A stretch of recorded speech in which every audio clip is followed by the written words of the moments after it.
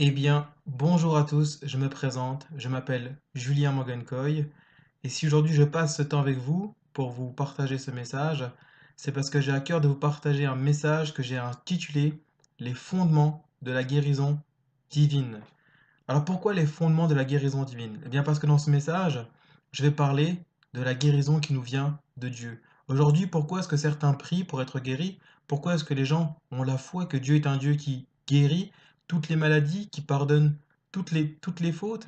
Beaucoup de gens disent, beaucoup de croyants disent que rien n'est impossible à Dieu. Alors, d'où vient le fondement de notre foi pour la guérison divine, pour la guérison qui vient de Dieu? Eh bien, j'aimerais vous dire que le croyant aujourd'hui, celui qui croit en Dieu, eh bien, il a reçu quelque chose en héritage de la part de Dieu. Déjà, c'est une foi personnelle. Il est dit dans la parole de Dieu que nous avons tous reçu une mesure de foi. Alors, aujourd'hui, moi, je ne crois pas. On a tous reçu on a tous reçu une mesure de foi. Déjà, c'est en nous. Au-delà de la Bible, même si vous n'avez pas la Bible, même si vous ne connaissez pas la Bible, eh bien, il est dit que Dieu a déjà déposé dans notre être intérieur, dans notre esprit, une mesure de foi. Mais déjà, un des fondements principaux de notre foi en la guérison divine, un des fondements pour pouvoir s'appuyer et croire que Dieu est un Dieu qui guérit toujours, qui guérit toutes les maladies, eh bien, une des premières fondations, c'est la Bible. C'est ce que je tiens avec moi. Et sachez que ce message que je vais vous partager, eh bien, c'est un message que j'ai vécu, que je vis, mais aussi qui se trouve dans les Écritures. Des gens ont vécu des choses avec Dieu et nous ont laissé des traces dans la parole de Dieu, la Bible. Vous savez, la Bible, c'est un livre qui relate eh bien, des faits qui se sont passés il y a des milliers d'années, mais qui sont aussi proches de nous. Et à travers ce livre, eh bien, on peut trouver une fondation, on peut trouver un puissant encouragement pour comprendre et découvrir que Dieu est un Dieu qui guérit. Il y a un homme qui s'appelle David, il était un roi, et dans le psaume 119 au verset 130, il dira: Ta parole est une lampe à mes pieds, une lumière sur mon sentier. Et dans le psaume 119 verset 105, David dit encore: La révélation de tes paroles m'éclaire, elle donne de l'intelligence aux simples, elle donne de l'intelligence à celui qui en manque. Parfois, il y a des choses que nous ne comprenons pas, mais il est dit que celui qui cherche l'Éternel comprend tout. Vous pouvez trouver ça dans le livre de Proverbes chapitre 25. Alors, vous allez le voir, vous allez le découvrir, et j'ai commencé déjà à le dire, que une des fondations de notre foi en la guérison divine, eh bien, c'est la parole de Dieu. C'est la Bible. Dieu nous a laissé cet héritage. Et ce n'est pas un simple livre, ce n'est pas un récit, non, c'est un livre puissant. Et des fois, des gens se posent la question, oui, mais ça, c'est toi qui le dis. Eh bien, j'aimerais vous encourager à aller dans la parole de Dieu avec un cœur disposé. Parce que Dieu a dit de lui-même que, dans Jean chapitre 4, que ses paroles sont esprit et vie. Alors si ces paroles sont esprit et vie, cela veut dire que quand vous allez vous mettre dans cette parole, vous méditez cette parole, ça va vous communiquer quelque chose. Et que vous ne connaissiez Dieu, que vous ne connaissez pas Dieu, que vous ayez entendu parler de Dieu ou pas, si vous vous plongez dans la parole de Dieu avec insistance, avec un cœur disposé, eh bien, l'Esprit de Dieu, la vie de Dieu va vous être communiquée et vous vivrez, vous commencerez à vivre eh bien, quelque chose de fort entre vous et la parole de Dieu, entre la présence de Dieu et votre être intérieur qui découvre la présence de Dieu. Alors, la fondation de notre foi en la guérison divine, premièrement, elle vient de la parole de Dieu, mais aussi, eh bien, des choses qui se manifestent de la parole de Dieu. Parce que ce n'est pas simplement une parole, ce n'est pas une parole qui va produire quelque chose d'intellectuel, mais il va y avoir une démonstration de la présence de Dieu, une démonstration d'esprit et de puissance. Si Dieu dit qu'il est un Dieu qui guérit, qu'il est un Dieu qui est capable de guérir constamment, qui est capable de guérir toujours, Dieu va nous le démontrer. Et c'est ce que Dieu nous démontre très rapidement dans les Écritures. Alors si vous avez une Bible avec vous, eh bien je vous encourage à prendre votre Bible. Si vous n'avez pas de Bible, je vous encourage à noter les références que je vais vous donner et à aller pouvoir les regarder sur une Bible. Soit vous en achetez une, vous pouvez en trouver au hall du livre, à la FNAC, dans une librairie, ou commander sur Internet, sur maisondelabible.net par exemple. Vous trouvez des bonnes Bibles à 1,90 €. C'est la version originale, traduite en français courant, pour que tout le monde puisse bien comprendre. Alors il faut comprendre qu'il n'y a pas différentes Bibles. La Bible la plus utilisée aujourd'hui dans le monde chrétien, c'est la Bible Louis II. c'est celle qui est un peu distribuée, qui coûte 1,90 €. Il y a la Bible version Summer qui est aussi utilisée. La Bible Louis II 21, ça c'est celle qui est vendue à 1,90 €. Elle est traduite, c'est la même Bible. Il faut savoir que les Bibles sont traduites de l'hébreu, du grec et de l'araméen. Parfois des gens vont dire oui, mais dans la Bible il y a différentes Bibles. Il n'y a pas différentes Bibles, il n'y a qu'une seule Bible qui est composée de l'Ancien Testament et du Nouveau Testament. Et il faut savoir que le mot Bible, ça vient du mot biblia, qui définit l'ensemble. Le mot biblia, ça voulait dire papyrus. Ça vient du mot papyrus. Biblia, c'était le mot qu'on employait sur les parchemins qu'on utilisait. C'était des morceaux voilà, des morceaux de feuilles comme ça, qui étaient près du papyrus, et on faisait des rouleaux. Et les gens qui ont reçu des choses de Dieu, les gens qui ont vécu les choses avec Dieu, les gens qui ont voulu témoigner de ce que Dieu faisait dans leur vie, eh bien, ils ont écrit ça sur des papyrus. C'est ce qu'on appelle aujourd'hui la Bible. Alors, pourquoi aujourd'hui parler de la guérison divine? Eh bien, comme je vous le disais dans la Bible, cette Bible, eh bien, vous pouvez la parcourir dès le début, vous allez voir que Dieu se révèle comme étant un Dieu qui guérit. Dans Genèse, au chapitre 20, eh bien, déjà, la parole de Dieu nous parle d'un homme qui s'appelait Abraham. Abraham était un homme qui avait fait une rencontre avec Dieu, et il est dit que dans Genèse chapitre 20 il est dit que Abraham pria pour Abimelech. Et, eh bien, Dieu entendit la prière d'Abraham, il exauça la prière d'Abraham, et il faut savoir que la femme d'Abimelech et les servantes d'Abimelech furent guéries de stérilité. Abimelech était un roi qui avait fait une erreur, et en faisant une erreur, eh bien, sa maison, sa femme et ses servantes avaient été frappées de stérilité. Il est dit que lorsque Abraham pria Dieu, eh bien, Dieu exauça la prière d'Abraham, et la femme d'Abimelech et les servantes d'Abimelech, la maison d'Abimelech fut guérie de stérilité. Donc Dieu se révèle dès les premiers livres, dans la Genèse déjà. Dieu nous montre qu'il est un Dieu qui guérit. Nous pouvons voir encore dans Exode chapitre 15 au verset 36, eh bien il est écrit: Je suis l'Éternel qui te guérit. Dieu se révèle comme l'Éternel qui te guérit. Il faut savoir que ça a une grande importance parce que dans l'Ancien Testament, quand Dieu se révélait à l'homme, il se révélait sous un nom.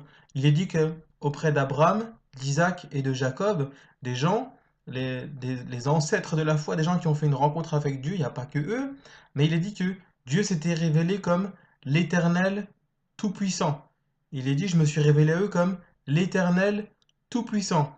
Ensuite, il s'est révélé à Moïse sous un autre aspect. Je suis celui qui est. Pas seulement Tout-Puissant, mais je suis celui qui est, le Créateur, celui qui est omniscient, celui qui est partout, celui qui peut être en même temps avec toi, en même temps dans le ciel, en même temps à protéger la terre, à protéger toute sa création.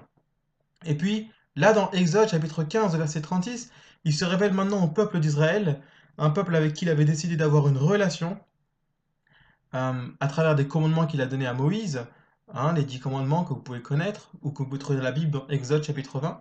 Et bien dans Exode chapitre 15, verset 36, déjà, il se révèle comme l'Éternel qui te guérit. Je suis l'Éternel qui vous guérit. Je ne suis pas simplement un Dieu qui est là pour avoir une relation avec vous, pour vous parler, pour vous montrer la voie de la sainteté, de la relation avec moi, de l'éternité. Non, je suis également l'Éternel qui vous guérit. Et cette pensée, tout au long de l'Ancien Testament, vous voyez que Dieu se révèle comme l'Éternel qui vous guérit. Et c'est déjà une des fondations. Nous voyons que dès son approche de l'homme, Dieu se révèle comme un Dieu qui veut guérir. Il est dit dans Genèse, aux alentours du chapitre 40, il est dit que dans la Genèse, Isaac pria pour sa femme Rebecca, qui était frappée de stérilité. Et Rebecca fut guérie de stérilité. La Bible nous parle d'une femme qui s'appelle Anne dans le livre de 1 Samuel. Cette femme était stérile. Il est dit qu'elle pria l'Éternel, elle chercha la face de Dieu.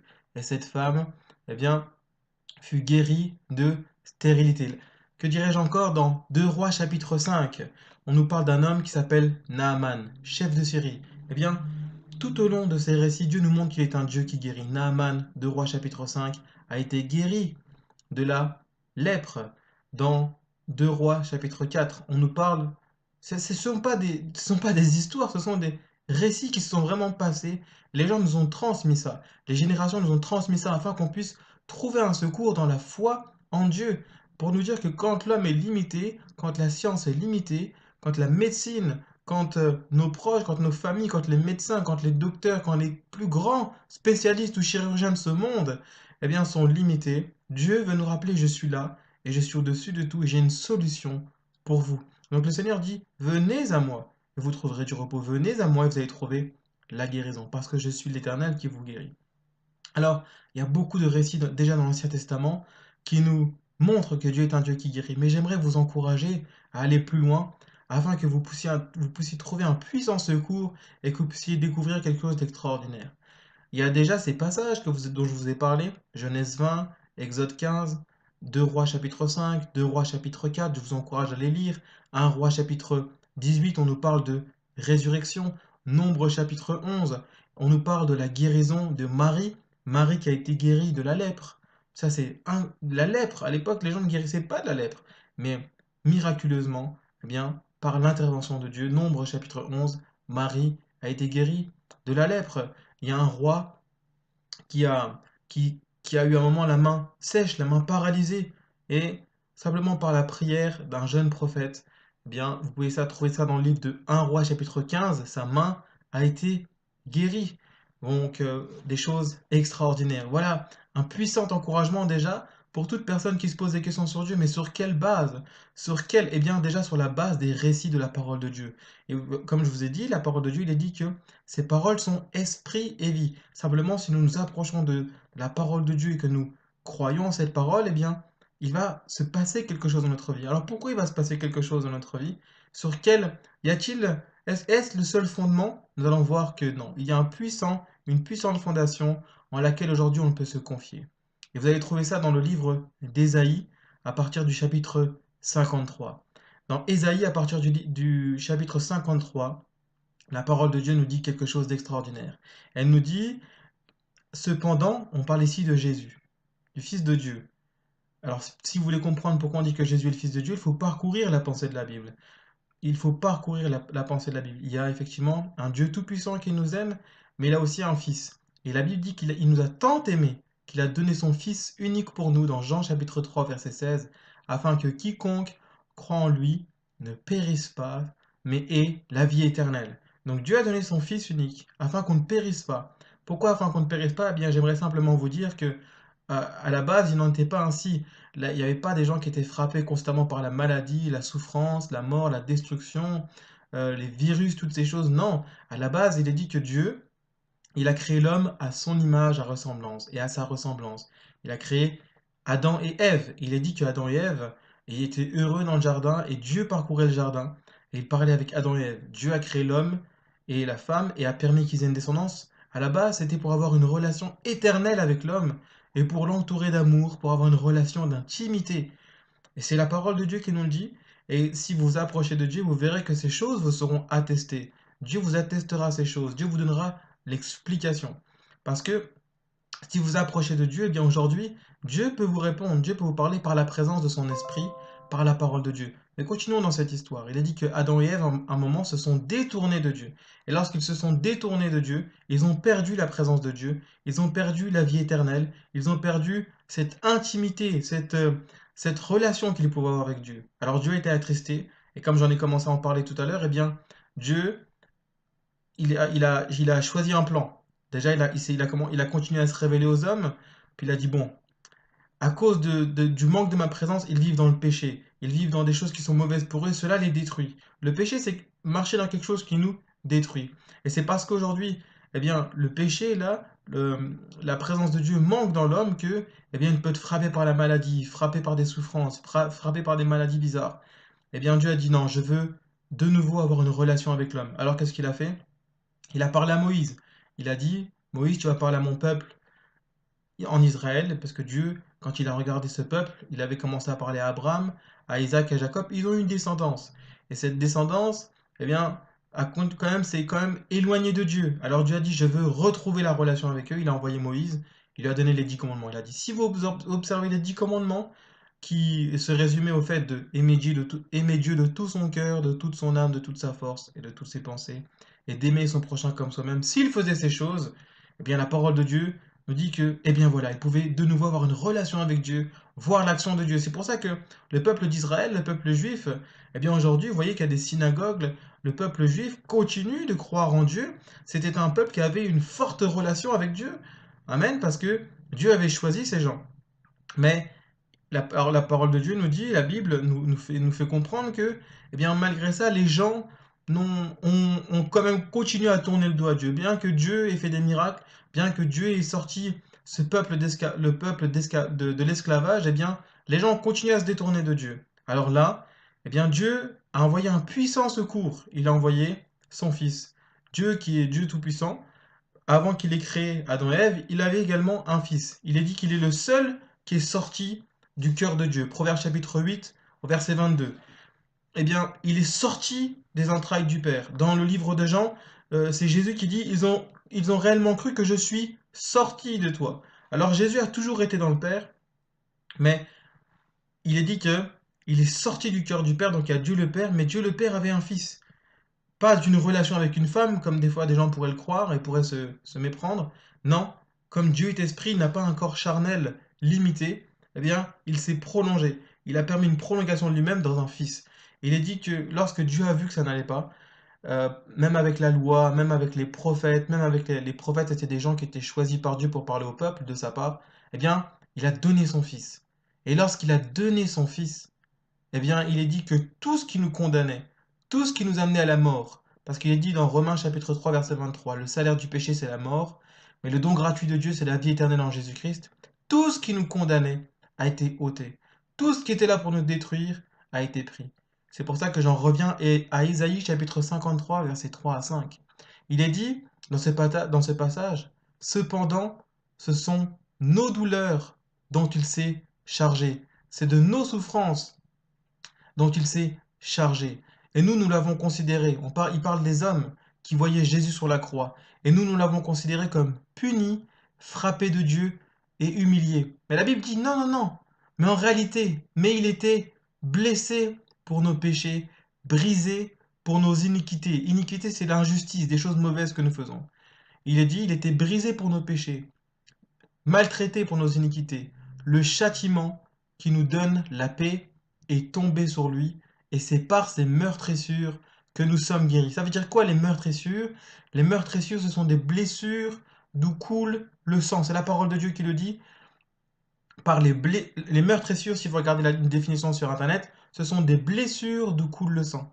Et il faut savoir que Jésus-Christ, le Fils de Dieu, qui est venu, il était pleinement homme, mais il était aussi pleinement Dieu parce qu'il avait la divinité de Dieu dans un corps d'homme. Il est dit qu'il était sans péché, et c'est pour ça que, eh bien, son sacrifice devant les ténèbres, devant le mal, eh bien, nous a rachetés, parce que c'était un homme sans défaut. C'est un homme qui a marché pleinement dans la loi de Dieu. C'est le seul qui a obéi à toute la loi de Dieu. Et par son sang, il est dit dans Jean chapitre 1, verset 29, il est l'agneau de Dieu qui ôte le péché du monde. Par sa sainteté, eh bien, il a racheté le monde. Waouh! Et c'est pour ça qu'il est dit dans la parole que Dieu veut que tout le monde soit sauvé. Dieu veut que tout le monde puisse retrouver une relation avec lui, parce que c'est possible par le sacrifice de son Fils bien-aimé. Alors, il est dit que les meurtrissures, ce sont les blessures d'où coule le sang. Eh bien, les blessures d'où coule le sang, eh bien, c'est ce qui est arrivé à Jésus. Parce qu'il est dit dans la parole, on nous dit que dans le Nouveau Testament, il a été crucifié sur une croix. On a percé ses mains, on a percé ses pieds. À un moment, quand il était sur la croix, quelqu'un a percé son côté. Il a dit qu'il y a de l'eau et du sang qui ont coulé de son côté. Et on avait mis aussi une couronne d'épines. Et il faut savoir aussi qu'il a été fouetté avant d'être mis sur la croix. Et c'est 40 coups de moins un, 39 coups de fouet. Ce sont les historiens et les théologiens qui le disent. Il a pris de 39 coups de fouet. C'était horrible. Mais pourquoi est-ce qu'il a supporté ces choses? Eh bien, la parole de Dieu nous l'a annoncé prophétiquement. Parce qu'il faut savoir que le livre d'Ésaïe a été écrit il y a 2700 ans. Et c'est seulement il y a 2000 ans que Jésus-Christ a été crucifié sur la croix. Aujourd'hui, nous sommes en 2017 après Jésus-Christ. Et Ésaïe, dans une révélation, dans une vision, il a vu ce qui allait se passer pour le peuple d'Israël, mais aussi pour les nations tout entières. Et dans Ésaïe chapitre 53, il est écrit, qui a cru à ce qui nous était annoncé? Qui a reconnu le bras de l'Éternel? Il s'est élevé devant lui comme une faible plante, comme un rejeton qui sort d'une terre desséchée. Il n'avait ni beauté ni éclat pour attirer nos regards. Là, on parle de Jésus. Lorsqu'il était sur la croix, il est écrit méprisé et abandonné des hommes. Eh bien, il était sur la croix, il est aussi sur le chemin de la croix, méprisé et abandonné des hommes. Homme en douleur, habitué à la souffrance. Eh bien, voilà, on décrit l'image de Jésus-Christ. Alors, il y a la suite de ce passage, on dit méprisé, on va le relire. Qui a cru à ce qu'il nous est annoncé? On dit verset 2, et son aspect n'avait rien pour nous plaire, on parle bien de Jésus.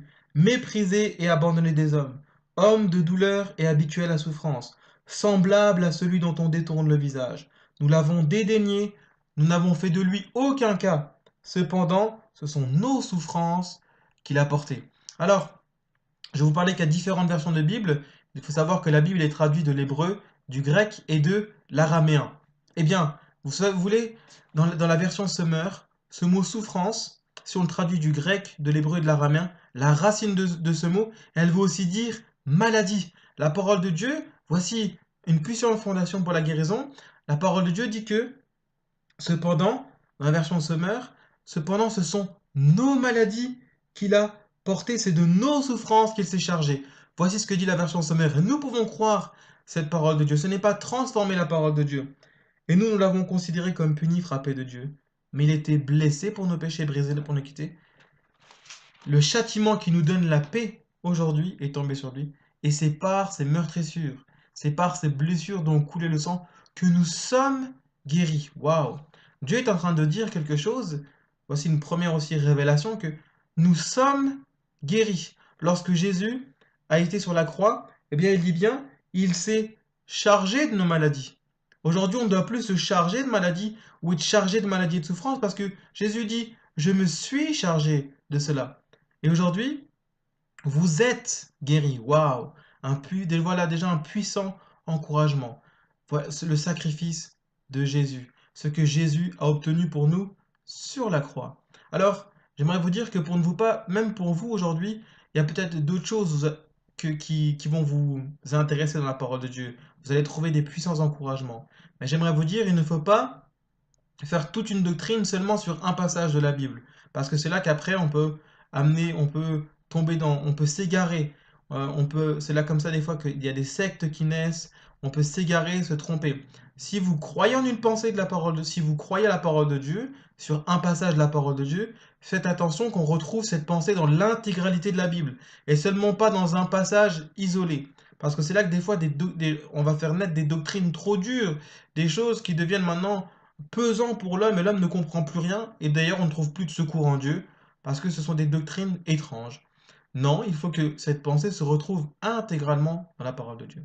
Eh bien, j'aimerais vous encourager. Dans le livre de Matthieu, au chapitre 8, versets 16 à 17, voici cette même pensée qui revient. Voici que maintenant le Fils de Dieu vient sous l'apparence d'un homme sur la terre. Il est né d'une vierge, vous pouvez trouver ça dans les évangiles, c'est un miracle. Il a dit que le Saint-Esprit a couvert Marie qui était vierge, elle a enfanté un fils. Et il lui avait dit par un ange que Marie, une grâce va être faite, tu vas enfanter un fils, il viendra du Très-Haut, ce sera le Fils du Très-Haut, et il sera appelé Emmanuel, ça veut dire Dieu parmi nous. Et dans le même livre d'Ésaïe, qui avait été écrit 700 ans avant que Jésus vienne sur la terre, il était écrit que dans le livre d'Ésaïe, dans les premiers chapitres, vous allez trouver il était écrit que une vierge enfantera un fils. On l'appellera Emmanuel, Dieu parmi nous, prince de paix, Dieu tout-puissant. C'est extraordinaire. Ça, c'est merveilleux. Et 700 ans après, ça se réalise. C'est pour ça qu'il y a des gens qui connaissaient les Écritures par leur père, parce qu'il faut savoir que dans ce temps-là, dans la synagogue, on lisait la parole de Dieu, les manuscrits, la parole de Dieu qui avait été donnée par les prophètes, les choses qui avaient été annoncées. Il y a des gens qui ont reconnu. Il y a des gens qui ont reconnu que oui, il y a un homme qui s'appelle Siméon, il attendait la venue du Messie. Et Dieu lui avait dit que tu verras naître le Messie, le Sauveur, le Fils de Dieu. Pourquoi fallait-il qu'il vienne? pour que tous nos péchés soient effacés, pour que même si les gens vivaient dans la rébellion, ils étaient incapables d'obéir à cette loi, parce que l'homme, par sa nature, était séparé de Dieu, il n'avait pas l'esprit de Dieu. Alors c'était une loi, il avait un cœur qui voulait plaire à Dieu, mais sa nature l'empêchait d'obéir à la parole de Dieu. Mais maintenant, il, en croyant en Jésus, eh bien, il reçoit de nouveau la nature de Dieu. L'esprit de Dieu vient de nouveau habiter dans son cœur, parce que le sacrifice de Jésus a tout payé. Et lorsque nous acceptons Jésus notre vie, son sacrifice, parce qu'il a tout payé, eh bien, Dieu peut de nouveau venir dans notre être intérieur. Dieu peut de nouveau demeurer en nous. Eh bien, quand Jésus était sur la terre, eh bien, vers l'âge de 30 ans, après qu'il ait été baptisé, il est dit que Jésus allait de lieu en lieu et guérissait les malades. Il disait, croyez en Dieu, repentez-vous, il dit le royaume des cieux est proche. Il prêchait la repentance, il prêchait aussi la relation avec Dieu, que leur cœur revienne vers Dieu. Et bien dans Matthieu chapitre 8, versets 16 à 17, il est écrit que, et ça c'est encourageant, il est écrit que, je vais vous le lire, à partir du verset 14, il est écrit, Jésus se rendit ensuite à la maison de Pierre, dont il vit la belle-mère couchée ayant la fièvre. Il toucha sa main, et la fièvre la quitta. Puis elle se leva et le servit. Pourquoi? Parce que en Jésus, il y a la guérison. Même quand Jésus était sur la terre, avant même d'être crucifié, parce qu'il était le Fils de Dieu, parce qu'il avait une mission, Dieu lui avait donné l'autorité, parce qu'il était le Fils de Dieu et parce qu'il a reçu le nom au-dessus de tout nom, eh bien, il avait déjà cette autorité avant même d'être crucifié, avant même que le sang coule, pour bien faire comprendre aux gens, je vais être crucifié, mais c'est pas pour rien. C'est pour que vous, de nouveau, vous recouvriez la vie éternelle. De nouveau, vous ayez une forte relation avec mon Père. Eh bien, déjà là, il faisait des miracles et des guérisons, par l'aide de la présence de Dieu, de l'Esprit de Dieu qui était sur lui. Il dit, toucha sa main et la fièvre là, quitta simplement la toucha. Le soir, on amena auprès de Jésus plusieurs démoniaques, des gens qui étaient tourmentés par des esprits, des démons. Il chassa les esprits par sa parole, et il guérit tous les malades, afin que s'accomplisse ce qui avait été annoncé par Ésaïe, 700 ans avant. Le prophète, il a pris nos infirmités et il s'est chargé de nos maladies. Voici un puissant encouragement. Aujourd'hui, peut-être vous ne connaissez pas Dieu, vous ne savez pas que en Jésus, nous avons la guérison. En Jésus, nous avons la victoire. De ce sacrifice merveilleux, en la personne de Jésus, qui a pris nos maladies, nos infirmités, nous pouvons trouver un puissant encouragement pour la guérison de nos cœurs, la guérison de nos corps, la guérison de nos âmes, la guérison de nos esprits. Si des choses vous tourmentent, eh bien, vous pouvez commencer à croire. Croyez seulement que, eh bien, le Seigneur Tout-Puissant il a pris vos maladies, il a pris vos infirmités. La parole de Dieu est en train de vous dire quelque chose d'extraordinaire à vous qui écoutez. Il est dit que Jésus, il a pris vos infirmités, il les a pris. Il a pris vos infirmités, il a pris vos maladies. Ça veut dire quoi? Ça veut dire que là où vous êtes, eh bien, si vous êtes malade, si vous avez une maladie qui vous fait mal, s'il y a des choses qui sont là qui vous oppressent, eh bien, j'aimerais vous dire que Dieu ne vous voit pas comme ça. Dieu ne vous voit pas comme ça parce qu'il dit que depuis que Jésus a été crucifié, eh bien, Jésus, il a pris ta maladie. Il a pris ton infirmité. Alors, imaginez que ça c'est une maladie. Imaginez maintenant que cette maladie vous a atteint. Vous la voyez? Vous dites, ah, j'ai une maladie. On la voit pas à l'œil nu, mais les médecins, peut-être par le scanner, ils peuvent la voir. Peut-être même ils ne la voient pas, parce qu'il y a des choses que les médecins n'arrivent pas encore à voir. Il y a des tourments d'anxiété, il y a des schizophrénie, il y a des maladies vraiment terribles qui viennent oppresser l'esprit des gens. Et on leur donne des médicaments, mais ça ne les guérit pas, ils sont oppressés. Il y a des choses que les médecins n'arrivent pas à guérir. D'accord? Eh bien, ces maladies sont là, c'est un fait. Mais on ne sait pas d'où ils viennent, on ne sait pas comment les faire partir. Eh bien, le Seigneur Jésus, il est dit que, même si vous dites là, il y a une maladie, une combat, Jésus dit, j'ai pris votre maladie et j'ai pris cette infirmité. Voilà ce que Dieu dit. Il dit, j'ai pris cette infirmité et j'ai pris cette maladie, vous ne l'avez plus. Et dans 1 Pierre chapitre 2 verset 24, cette parole est confirmée. L'apôtre Pierre parle à des gens et il dit, lui, par les blessures, lui, par les meurtrissures, duquel vous avez été guéris. Il parlait à des croyants, il parlait à un peuple, il dit, vous avez été guéris. Voici 3 passages qui nous permettent avec assurance de nous appuyer sur le fait que Dieu est un Dieu qui nous guérit, Dieu est un Dieu qui nous a guéris, il a pris nos maladies, il a pris nos infirmités. J'aimerais vous dire que la nature du croyant, la nature du chrétien, la nature de celui qui s'approche de Dieu et qui croit en Dieu, sa nature, c'est de vivre dans un état de guérison spirituelle, émotionnelle et physique. Dieu a guéri votre esprit, votre âme et votre corps. Vous êtes guéri. Le Seigneur est en train de dire, si tu es malade, tu es guéri. Tu es guéri. Et crois cette parole. Si la parole de Dieu est la vérité, alors tu vas trouver un puissant encouragement dans cette parole. Voici le fondement de la guérison. Alors, maintenant que vous avez entendu ces choses, vous dites, mais c'est bien, je veux bien croire en ces choses, je veux bien croire en ces miracles. Vous savez, la parole de Dieu, il est dit dans Romains chapitre 10, verset 17, que la foi vient de ce qu'on entend, et ce qu'on entend vient de la parole de Dieu. Il est dit dans la parole de Dieu que les gens allaient vers Dieu, et ensuite les gens allaient vers Jésus, parce qu'ils avaient compris que Jésus était le chemin, la vérité et la vie, que c'est par Jésus que les puissants, eh bien, un puissant secours nous est donné, parce que il est celui qui a été crucifié. Dieu le Père l'a envoyé pour nous. Nous prions Dieu le Père, mais nous prions aussi Jésus. Dieu le Fils, et nous croyons aussi en Jésus, parce que c'est par ses blessures que nous sommes guéris.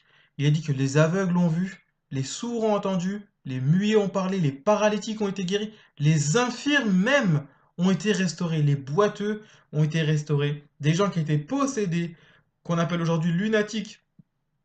Mais il a dit que les lunatiques même étaient guéris. Il guérit dans le psaume 103, verset 3. Il est dit qu'il guérit toutes les maladies et qu'il pardonne toutes les fautes. Alors, excusez-moi.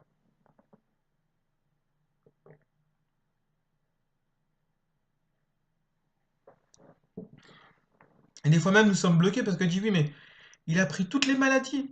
Même les maladies actuelles, oui. Le psaume 103, verset 3 dit qu'il a pris toutes tes maladies. C'est lui qui pardonne toutes tes fautes. Psaume 103, verset 3. Il est l'Éternel qui pardonne toutes tes fautes et qui guérit toutes tes maladies. Ça veut dire quoi?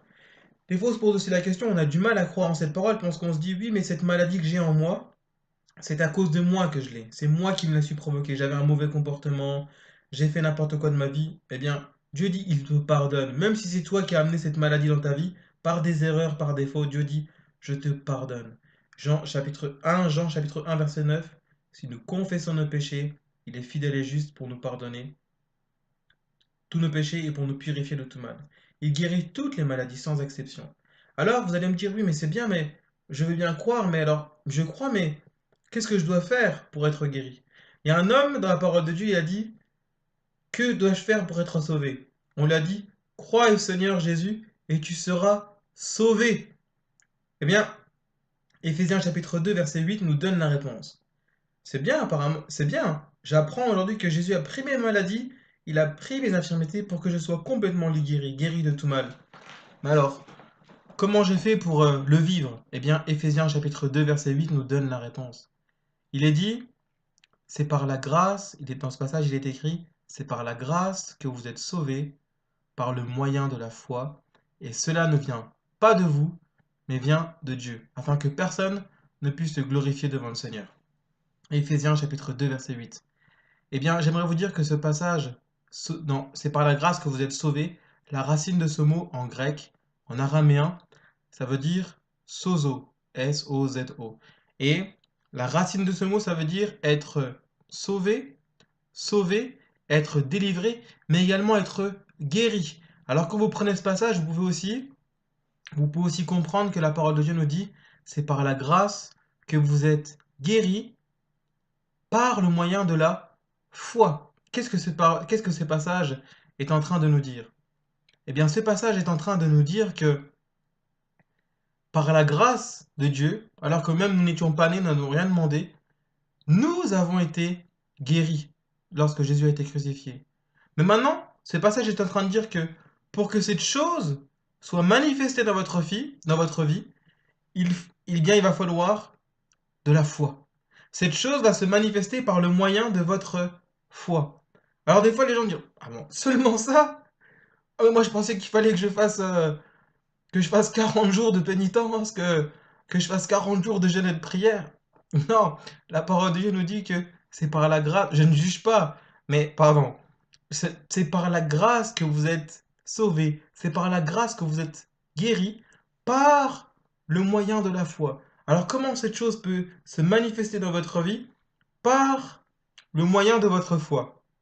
Par le moyen de votre foi, simplement si vous croyez en cela, cette chose va se manifester dans votre vie. Prenons encore par un seul passage, comme je disais tout à l'heure, pour ne pas avoir des fausses doctrines. Hébreu, il y a beaucoup de passages qui nous montrent que les gens étaient guéris. La guérison en Christ est une réalité. Et quand ils croyaient, eh bien cela se manifestait dans leur corps. Eh bien, qu'est-ce que vous devez faire si vous êtes aujourd'hui sous ce fardeau ou que vous avez à cœur d'enseigner la guérison aux malades?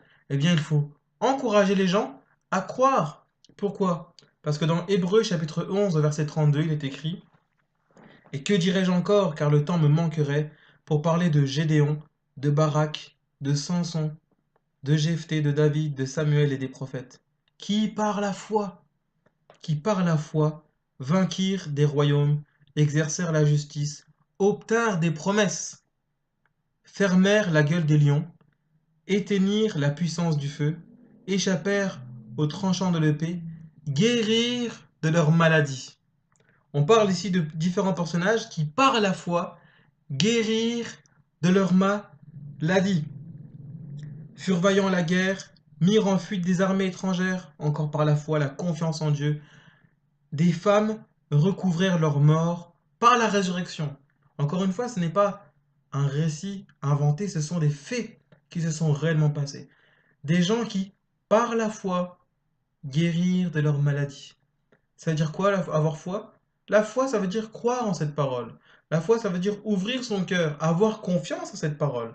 Et la parole de Dieu dit que, par la grâce, vous avez été guéris. C'est par la grâce que vous êtes sauvés. Maintenant, c'est par la grâce que vous êtes guéris. Mais pour que cette guérison se manifeste dans votre corps, eh bien, il est écrit que ça va se faire par le moyen de la foi, par le moyen de votre foi. Et si vous n'avez pas encore cette foi, eh bien, au summum, pour croire en cette parole, la Bible dit que vous pouvez travailler votre foi. Romains chapitre 10, verset 17 dit que, eh bien, la parole, la foi vient de ce qu'on entend et ce qu'on entend vient de la parole de Dieu. Passez du temps à la parole de Dieu, écoutez d'autres enseignements sur la guérison que j'ai publiés. Vous pouvez voir ça dans ma chaîne playlist YouTube. Et travaillez votre foi, lisez la parole de Dieu. La foi va venir et vous allez voir que c'est pas intellectuel. Vous allez trouver un puissant encouragement et des guérisons vont se manifester. Même des gens qui reçoivent, qui écoutent cet enseignement en ce moment même, des guérisons vont se manifester. Des yeux des aveugles s'ouvrent au nom de Jésus. Des oreilles des muets autour de vous s'ouvrent au nom de Jésus. Des langues des muets parlent au nom de Jésus. Des paralytiques se lèvent au nom de Jésus. Des boiteux, eh bien, sont guéris de leur infirmité. Des membres sont restaurés maintenant même au nom de Jésus. Des gens aussi qui ne parlaient pas en langue commencent à parler des nouvelles langues. L'Esprit de Dieu vous remplit là où vous êtes au nom puissant de Jésus-Christ de Nazareth. Parce que il a pris ces choses. Alléluia. Trouvons ce puissant encouragement. Alors, encore un troisième passage. Vous pouvez trouver un puissant encouragement pour la guérison. Eh bien, dans Hébreux chapitre 4, versets 2 à 3. Il est écrit: Cette bonne nouvelle nous a été annoncée aussi bien qu'à eux. On parle d'eux, d'autres personnes. Mais regardez, on parle de ces personnes. Mais la parole qui leur fut annoncée ne leur servit de rien parce qu'elle ne trouva pas de la foi chez ceux qui l'entendirent. Il a dit: cette parole ne leur servit de rien. Cette parole ne produisit rien dans leur vie. Pourquoi? Parce que cette parole, vous voyez là, on parle de la parole. On dit la parole ne trouva pas de la foi, ne trouva pas de foi chez ceux qui l'entendirent. C'est, c'est incroyable. C'est comme si cette foi a des yeux. Cette parole a des yeux. Cette parole, bah, vous savez pourquoi? Parce que dans Hébreux chapitre 4, il est écrit que Hébreux chapitre 4, à partir du verset 12, il est écrit: Car la parole de Dieu est vivante et efficace, plus tranchante qu'une épée quelconque à deux tranchants. Et en plus, il est dit, pénétrant jusqu'à partager âme, esprit, jointure et moelle. Elle juge même les sentiments et les pensées du cœur. Vous voyez que c'est une parole spirituelle, comme nous dit Jean chapitre 4. Mais il est dit que cette parole qui leur fut annoncée ne leur servit de rien parce qu'elle ne trouva pas. Vous savez aussi qu'il faut dire que la parole de Dieu, eh bien Jésus est aussi appelé la parole de Dieu. Cette parole aussi, elle porte aussi l'essence même et la présence de Jésus. Et lorsque cette parole qui est spirituelle vous est prêchée, Jésus voit l'état de votre cœur. Jésus voit l'état de votre cœur et il voit l'état de votre cœur et s'il trouve la foi, alors il entre chez vous et il produit eh bien, des résultats extraordinaires. Il vous sauve, il vous guérit, il vous libère. Si vous êtes tourmenté, il vous délivre des tourments parce que c'est ce que Jésus veut faire pour notre vie. Il veut nous sauver, mais il veut aussi que nous soyons guéris parce que la Bible dit il a pris nos maladies, il nous les a enlevées. Donc ne marchons plus dans un état avec des maladies, des souffrances et des infirmités. Non, parce qu'il les a pris. Il s'en est chargé sur la croix. Nous devons croire en cette parole, être encouragés. Dans Jean chapitre 11, verset 40, le Seigneur nous dit encore, si tu crois, tu verras la gloire de Dieu. Crois en moi et tu verras ma gloire. Waouh, Dieu nous encourage. Il est simplement question de croire en cette parole. Croire et elle se manifeste. La manifestation de la guérison va venir par le moyen de la foi. Alléluia. Il guérir par la foi. Jean chapitre 11, verset 40. Si tu crois, tu verras la gloire de Dieu. Et il y a un autre passage dans Marc chapitre 5, verset 36. Il est question d'un chef de synagogue. Sa fille est morte. Et lui, il a entendu parler de Jésus. Jésus est encore sur la terre, il n'est pas encore mort, il n'est pas encore ressuscité, il n'est pas encore monté au ciel. Parce que c'est ce qui s'est passé dans la parole de Dieu. Il est dit qu'il a été crucifié pour nos péchés, pour nos maladies, pour nos souffrances, pour que lorsque nous croirons en lui, nous pouvions trouver un puissant secours. Il est dit qu'il est mort et il est descendu dans le séjour des morts. Et 3 jours après, il est ressuscité. Et il est ressuscité, il s'est présenté à différentes personnes, à ses disciples. Il s'est présenté aussi à des foules, il s'est présenté à des gens. Et puis ensuite, il est dit qu'il est remonté au ciel. Et il dit que lorsqu'il est remonté au ciel, il ne nous a pas laissé orphelins, il nous a envoyé le Saint-Esprit. Le Saint-Esprit, c'est l'Esprit de Dieu. L'Esprit de Dieu aussi qui est une personne spirituelle. C'est pour ça qu'on parle de Dieu le Père, Dieu le Fils et Dieu le Saint-Esprit. D'où vient le Saint-Esprit? Il est l'Esprit de Dieu. La parole de Dieu ne nous dit pas clairement comment l'Esprit de Dieu a, a obtenu aussi son corps, parce qu'il est dit dans Jean chapitre 4, Jean chapitre 4, verset 24, Jean chapitre 4, en tout cas, il est dit que Dieu est esprit, mais il a également son esprit qui a un corps personnel. Donc, l'esprit aussi est un prolongement de Dieu le Père. Il a une fonction. Et cette fonction, quand Jésus remonte au ciel, eh bien, le Saint-Esprit a été répandu sur la terre. Il est là sur toute la terre. Et quand nous nous approchons de Dieu, c'est le Saint-Esprit qui va nous aider à comprendre qui est Jésus, qui va nous aider à comprendre la parole de Dieu. Alors, le Saint-Esprit est disponible, mais je vous disais que cet homme qui était chef de la synagogue, Jésus n'était pas encore mort et ressuscité, et déjà parce qu'il était fils de Dieu, qu'il avait une autorité et qu'il faisait des miracles pour parler aux gens, pour dire c'est la vérité, c'est pas des blagues. Le chef de synagogue est venu vers Jésus et vous savez ce qui s'est passé? Il est allé vers Jésus, il a dit Jésus, ma fille est malade, viens, impose-lui les mains et elle sera guérie. Et Jésus dit d'accord, je viens. À l'époque, pour avoir un secours de Jésus, il fallait aller le chercher. S'il était à Jérusalem, il fallait aller le chercher. S'il était, euh, S'il était dans un autre endroit, à Nazareth, il fallait aller à Nazareth. S'il était en Judée, il fallait aller en Judée. S'il était en Galilée, il fallait aller en Galilée. Il fallait marcher. Là, grâce à la présence de l'Esprit de Dieu, là où vous êtes, vous pouvez dire, Seigneur Jésus, Dieu Tout-Puissant, je m'approche de toi. Je crois en toi. Je crois que tu as pris mes maladies. Je crois que tu as pris mes infirmités. Et par le moyen de votre foi, hop, votre guérison va se manifester. Alléluia. Par l'aide du Saint-Esprit, qui fait monter votre prière au ciel et qui vous permet de recevoir les choses de Dieu. Même si Jésus n'est plus là physiquement, il est toujours là, présent par son esprit. Il entend toutes vos prières, il vous voit. Et par son esprit, il veut vous encourager. Mais également par sa parole, que vous allez comprendre par l'aide de son esprit. L'esprit est très important, le Saint-Esprit. Marc chapitre 5, verset 36, on nous parle de cet homme, chef de la synagogue. Et ce chef de la synagogue, sa fille est morte. Sa fille est morte, et pendant que Non, sa fille est malade. Et pendant que Jésus dit je viens, des gens viennent le dire. Marc chapitre 5, verset 36. N'importune plus le maître, ta fille est morte. Et vous savez ce que Jésus dit à cet homme? Il dit, ne crains point, crois seulement. Et c'est aujourd'hui cette chose que j'aimerais vous partager. Crois seulement. Des fois, vous allez vers Jésus et Jésus, eh bien, nous répond par les Écritures et nous répond par cet enseignement. Par mes meurtrissures, vous êtes guéris. J'ai pris vos maladies. J'ai pris vos infirmités. Vous avez été guéris.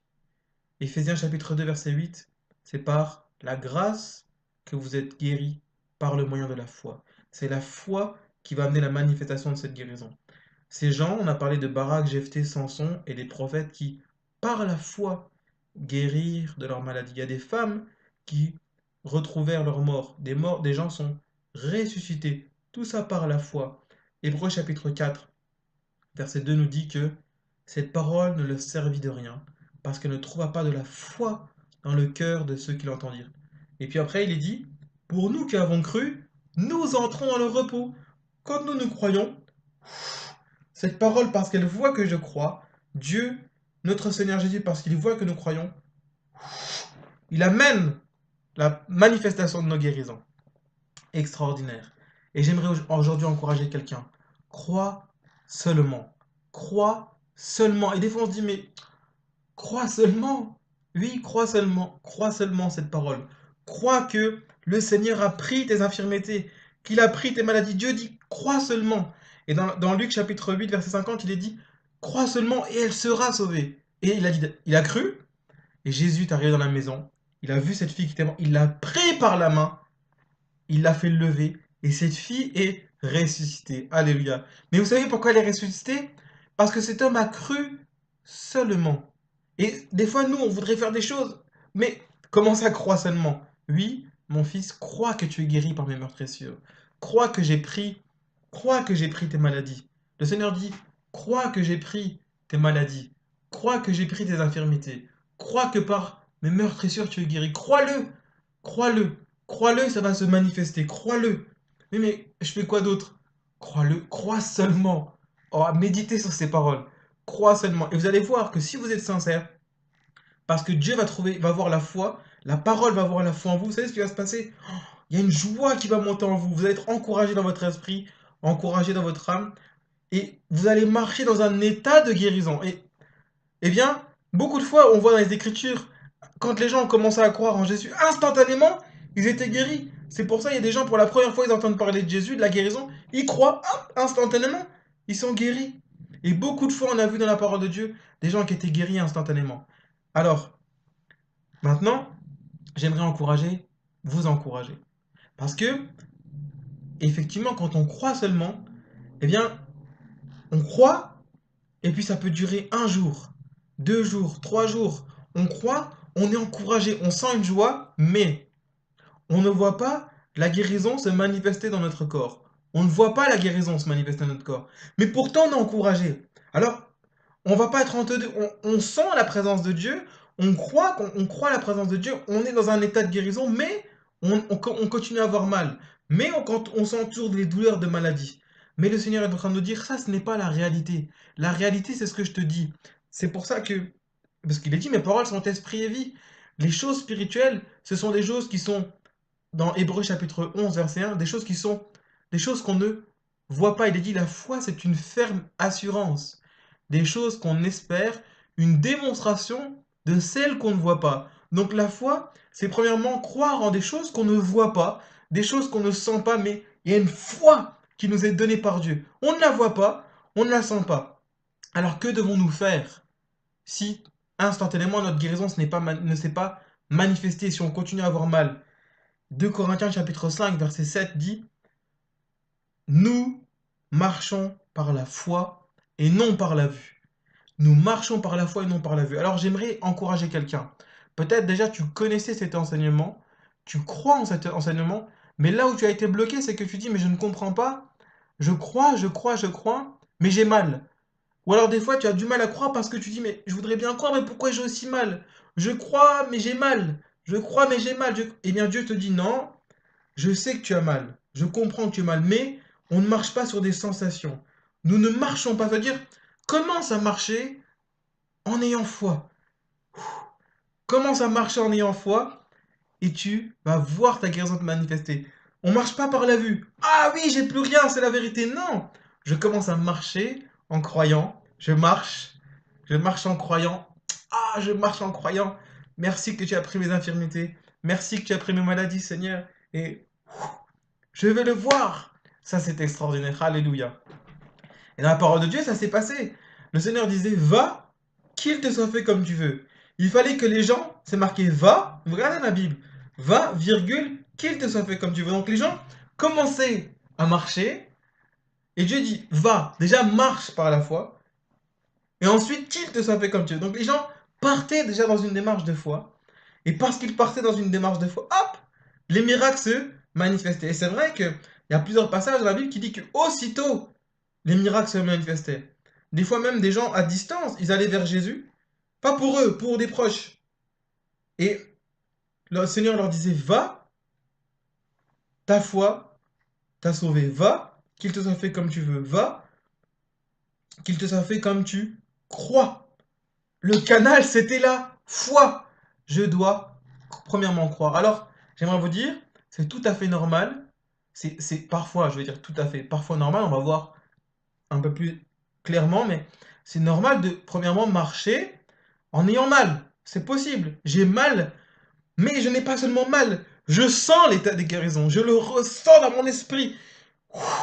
Il y a une puissance, quelque chose dans mon cœur me dit crois. C'est la voix de l'esprit. Crois, crois, crois. Eh bien, il y a des personnes, on voit un moment, 10 lépreux qui ont été vers Jésus, et ils ont été vers Jésus, et le Seigneur, il leur a pas dit croyez, il a dit allez vous présenter au sacrificateur. Donc il a vu leur foi, mais il a dit continuez à marcher par la foi et allez vous présenter au sacrificateur. Et ils ont, en continuant à marcher par leur foi, par la foi, eh bien voici, il y avait toujours la lèpre. Il dit mais nous on croit en Jésus, on croit qu'il a pris nos infirmités, mais il nous dit faut aller. Bon, ça veut dire continuez à marcher par la foi. En continuant à marcher par la foi, vous savez ce qui s'est passé? Il y avait toujours la lèpre, il marchait par la foi et il est dit qu'en allant, voici qu'en chemin pour aller vers le sacrificateur, voici qu'ils furent guéris. Les 10 lépreux furent guéris. Alors, j'espère déjà que vous êtes encouragés. Là où vous êtes, le premier, on a vu la fondation de la guérison. Et on a vu que pour que cette guérison soit apparente dans notre vie, pour qu'elle soit là, eh bien, il faut la foi. Maintenant, j'aimerais vous dire que c'est la seule chose à comprendre afin de voir sa guérison se manifester, ce serait tout de même occulter certaines parties de la Bible. Alors là, j'aimerais que vous me suiviez. Et j'aimerais encourager des gens qui peut-être se posent des questions.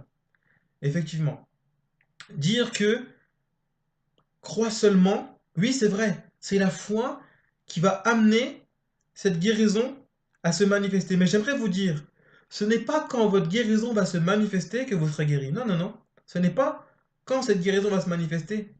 C'est quand vous croyez. Quand vous croyez, vous l'avez déjà. Quand vous croyez, vous l'avez déjà. Regardez un milliardaire, par moi, un millionnaire. Il a envie de faire du bien à quelqu'un. Il va voir quelqu'un, il prend un chef d'entreprise, ou il prend un homme dans la rue. Il lui dit, moi je suis milliardaire. Il lui dit, à partir d'aujourd'hui, tu es milliardaire toi aussi. Je partage ma richesse avec toi. Quand est-ce que cet homme il est milliardaire? Ben, il l'est. Maintenant, imaginez que cet homme dans la rue il dit non monsieur ça ne m'intéresse pas. Il dit mais monsieur je vous dis je suis milliardaire. Il lui montre l'argent, lui montre les relevés de son compte en banque, il est là à sa mallette. Il dit mais regardez c'est ma limousine, j'ai mes hommes qui me servent et tout. Regardez je peux vous dire ça m'appartient. J'ai tel et tel appartement, tel building, telle entreprise, je suis milliardaire. Je vous dis, je vous ai choisi pour partager ma richesse avec vous. Non, monsieur, ça ne m'intéresse pas. À partir de quand cet homme sera-t-il milliardaire? Bah, il l'est par la déclaration de cet homme. Mais s'il refuse, il sera jamais milliardaire. Maintenant, s'il accepte, et que cet homme, il est sérieux, hein, cet homme milliardaire qui veut partager. S'il accepte les SDF, à partir de quand sera-t-il milliardaire? Bah, à partir du moment où il l'a reçu, il dit, ah bon, vous partagez votre... Bah, c'est extraordinaire. Il commence à sauter, oh, je suis milliardaire. Il laisse même ses trucs qui étaient par terre. Il laisse sa petite caisse avec ses pièces. Il dit, je suis milliardaire. Il dit, non, mais c'est sérieux. Il te dit, mais quand même, je vais pas jouer avec la souffrance des gens. Je te dis que tu es milliardaire. Regardez maintenant. Cet homme, il dit, bon, bah, super, j'aimerais bien m'acheter des habits. Il dit, oui, mais t'as pas de souci. Tu vas aller t'acheter des habits, tu es milliardaire. Il dit, d'accord, mais oui, mon argent. Il dit, on va t'ouvrir un compte, et je vais faire un transfert. Et puis, peut-être, il dit, bon, viens avec moi, on va manger, on va discuter, on le fait après. Il va dans une banque, il transfère l'argent, et regardez, il transfère l'argent, il retire. Et cet homme qui était SDF, il dit, bon, je vais commencer avec, allez, il dit, pour voir si ça marche, je vais commencer avec 500 euros. Il appuie, c'est quoi le code? Bon, il a reçu le code, avec le milliardaire à côté de lui, il dit, voilà, il prend, il tape le code, 500 euros qui sort, il dit, ah, ça marche! Ça marche! C'est encourageant. Il dit, ça marche! Ouais, mais il dit, pourquoi tu dis que ça marche? Je t'ai dit quand même, je suis un homme de parole. Je t'ai dit, je t'ai montré l'argent, je suis quelqu'un de sérieux, je t'ai ouvert un compte, je t'ai montré que j'avais des sous. Bon, effectivement, tu peux être encouragé parce que tu le vois. J'aimerais vous poser une question. Quand est-ce que le SDF est devenu milliardaire? Quand il a pris les 500 euros ou quand il a accepté l'héritage de ce milliardaire? Et quand il a accepté, la réponse est quand il a accepté l'héritage de ce milliardaire, il est devenu milliardaire. Même s'il ne voyait pas l'argent, en lui-même, il sentait quelque chose de différent. C'est pour ça que il a abandonné sa caisse. Et Bartimée, c'est la même chose. Quand il a vu Jésus sur le chemin, Bartimée était aveugle. Il entendait une foule qui passait, il y avait du bruit, et on lui dit, il dit, mais qu'est-ce que c'est? On lui dit, c'est Jésus qui passe avec la foule. Et Bartimée avait entendu parler de Jésus. Bartimée était un homme mendiant et aveugle. Mais il avait entendu parler de Jésus. Et lorsqu'il entend Jésus passer, il dit, Jésus, celui qui ouvre les yeux des aveugles, le Messie, le Maître, celui qui fait des miracles. Vous savez ce que ce mendiant a fait? Lui-même, déjà avant même d'avoir accosté Jésus. Parce qu'il savait qu'on peut trouver un puissant encouragement en Jésus. Dans Jean chapitre 6, verset 37, il est écrit, si quelqu'un vient à moi, je ne le rejetterai pas. Ça, c'est ce que Jésus nous promet. Eh bien, Bartimée, c'est un peu le cas là, de milliardaire et du SDF. Il a entendu que Jésus passait. Vous savez ce qu'il a fait? Bartimée, il est dit que il a commencé à crier, Jésus, aie pitié de moi.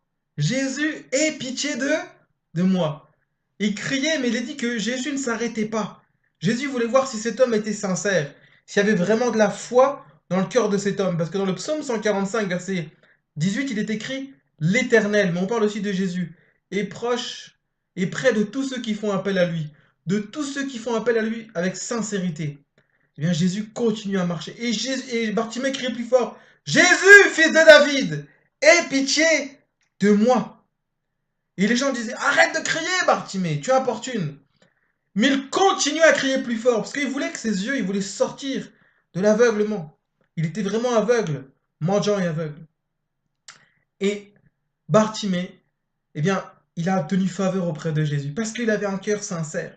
Jésus a entendu la foi dans le cœur de cet homme, il a senti que cet homme avait vraiment foi en lui. Et parce que le moyen de recevoir les choses que Dieu a acquises pour nous sur la croix, c'est pas la mendicité, c'est pas je supplie comme ça avec larmes, c'est de croire, de croire, de croire seulement. Et regardez, quand il a obtenu faveur auprès de Jésus, Jésus a dit appelez-le, appelez-le. Ils ont dit vas-y, le maître appelle, le maître. Et vous savez ce que Bartimée a fait? Avant même que ses yeux ne s'ouvrent, avant même qu'il ait pu dire à Jésus, Jésus, en fait, si je criais, c'est parce que je veux que tu ouvres mes yeux. Vous savez ce qu'il a fait? Il a dit qu'il a jeté son manteau. Il a jeté son manteau, c'est tout ce qu'il avait. C'était un manteau de pauvreté, un manteau de mendiant, un manteau qui lui rappelait tout son état de SDF, d'aveugle, de malade. Son manteau, c'était tout ce vêtement qui, un vêtement sale, ça lui rappelait, mais je crie, j'ai faim, personne ne s'arrête, les gens n'ont pas compassion de moi, les gens ne me donnent pas beaucoup d'argent, personne ne peut m'ouvrir les yeux. Ça lui rappelait tout son passé, avant même que Jésus lui ouvert les yeux et changeait sa vie. Eh bien, vous savez ce que Bartimée a eu, il a eu foi, il a dit, ça y est, s'il me dit de venir, c'est que il va m'ouvrir les yeux, il va transformer ma vie. Parce que Jésus a dit, si quelqu'un vient à moi, je ne le mettrai pas dehors. Je vais l'encourager. Je vais. Il est dit qu'il savait aussi peut-être que le prophète Ésaïe avait dit que le Messie, il a pris nos maladies, il a pris nos infirmités. Et Bartimée vivait un temps où les aveugles voyaient beaucoup. Il a entendu parler que les aveugles voient, les sourds entendent, les muets parlent, les paralytiques se lèvent. Bartimée, avant même d'être restauré, il a jeté son manteau. Il a jeté son manteau, le manteau de pauvreté, le manteau de souffrance. Il s'en est débarrassé avant même d'avoir les yeux ouverts. Alors, quand est-ce que Bartimée a eu sa guérison? Eh bien, c'est quand il a jeté son manteau. Quand il a jeté son manteau, il avait déjà foi. Et quand il a été vers Jésus, Jésus lui a dit, que veux-tu que je fasse pour toi? Il a dit, Maître, que je recouvre la vue. Il a dit, qu'il te soit fait comme tu veux. Et hop, ses yeux se sont ouverts. Pourquoi est-ce que Bartimée a pu jeter ce manteau de pauvreté, ce manteau de souffrance, de mendiant? Parce que dans la foi dans son cœur, la foi dans son cœur, ça a amené un état. Lui, il croyait déjà en Dieu qui guérit, en Dieu qui sauve. Et sa foi a amené un comportement. Alors, waouh, c'était déjà, c'était pour vous montrer que cet SDF, quand est-ce qu'il était devenu aveugle? Quand est-ce qu'il était devenu riche avec ce milliardaire? Quand il a cru. Quand il a cru, et Bartimée nous le démontre. Bartimée, il a abandonné sa mendicité parce qu'il a cru. Il savait que si Jésus m'appelle, c'est que Jésus va partager ses miracles, sa guérison, son héritage de vie que Dieu le Père lui a donné avec moi. Je n'ai plus à être mendiant. Je n'ai plus à être mendiant. Je le suis. Quand Jésus nous dit crois, croyons premièrement. Alors, j'aimerais vous encourager. J'ai dit que maintenant, dire que c'est seulement de croire, de croire, de croire, de croire, de croire, de croire, de croire, qui va être notre moteur, c'est la vérité. Mais j'ai dit que si on dit seulement, si je vous dis seulement ça, eh bien, c'est aussi que j'occulterai dans ce cas-là d'autres passages de la Bible. Et pourquoi est-ce que je vous dis ça? Il y a un passage dans Luc chapitre 17, versets 11 à 14. On parle ici de 10 lépreux. Et ces 10 lépreux ont entendu parler de Jésus. Ils ont eu foi en Jésus. J'ai dit, qu'est-ce qu'on doit, c'est quoi le fondement de la guérison? J'ai entendu que Jésus a pris mes infirmités, il a pris mes maladies, je reçois cette parole. Je m'approche de Jésus avec foi et je dis, ben, Seigneur, je crois cette parole. Je crois seulement cette parole. Je crois cette parole. Et parce que tu crois, ça va se manifester. C'est pour ça que les gens allaient vers Jésus, Seigneur, je crois en toi, qu'il te soit fait comme tu crois. Les gens étaient guéris. Même les gens amenaient des muets, des paralytiques, des sourds. Les gens qui étaient même muets et sourds, ils avaient foi. Le Seigneur voyait la foi de ces gens. Et vous avez foi. Et Jésus touchait. Recevez ce que j'ai acquis pour voir la croix. Recevez ce que je vais acquérir pour voir la croix. Et j'aimerais vous dire que cette chose, on le voit encore après. Après que Jésus soit monté au ciel. Quand Jésus était sur la terre, ça marchait. Quand Jésus est monté au ciel, ça a continué de marcher. On va le voir après. Il y a un homme qui s'appelle Saul de Tarse. Il a été aveuglé. Et il a prié. Et ses yeux se sont ouverts. Ça continue de marcher. Si tu continues à avoir foi en Jésus, si tu continues à avoir foi dans le fait qu'il a pris tes maladies, tes infirmités, eh bien, ces choses vont se manifester. Ta guérison va continuer de se manifester aujourd'hui par le moyen de ta foi. Mais on voit dans la Bible, 10 lépreux, qu'eux, ils ont foi en Jésus. Et peut-être aussi, vous êtes comme ces lépreux, vous avez foi en Jésus. Et il est dit que, parce que Jésus était toujours sur la terre, ils ont été vers Jésus, avec foi. Ils se sont dit, nous on croit qu'il a pris nos maladies, alors on va vers Jésus. Et on va lui demander, on s'attend à ce qu'il, tout de suite, il prie pour nous, qu'il nous touche pour que la lèpre parte. Il est dit qu'ils sont allés vers Jésus, et Jésus n'a pas, étonnamment, Jésus n'a pas dit, qu'il vous soit fait comme vous croyez, qu'il vous soit fait selon votre foi. Étonnamment, Jésus n'a pas fait ça. Il n'a pas fait ça. Il les a regardés, il a dit, allez vous présenter au sacrificateur. Waouh! Mais la parole de Dieu dit que, mais c'est par la foi, par le moyen, si on croit seulement la parole de Dieu. Il a même dit à cet homme, crois seulement. Mais comment ça se fait comment ça se fait alors que pour ces 10 lépreux, il dit, allez, il leur dit, je vous ai vu, mais allez vous présenter au sacrificateur.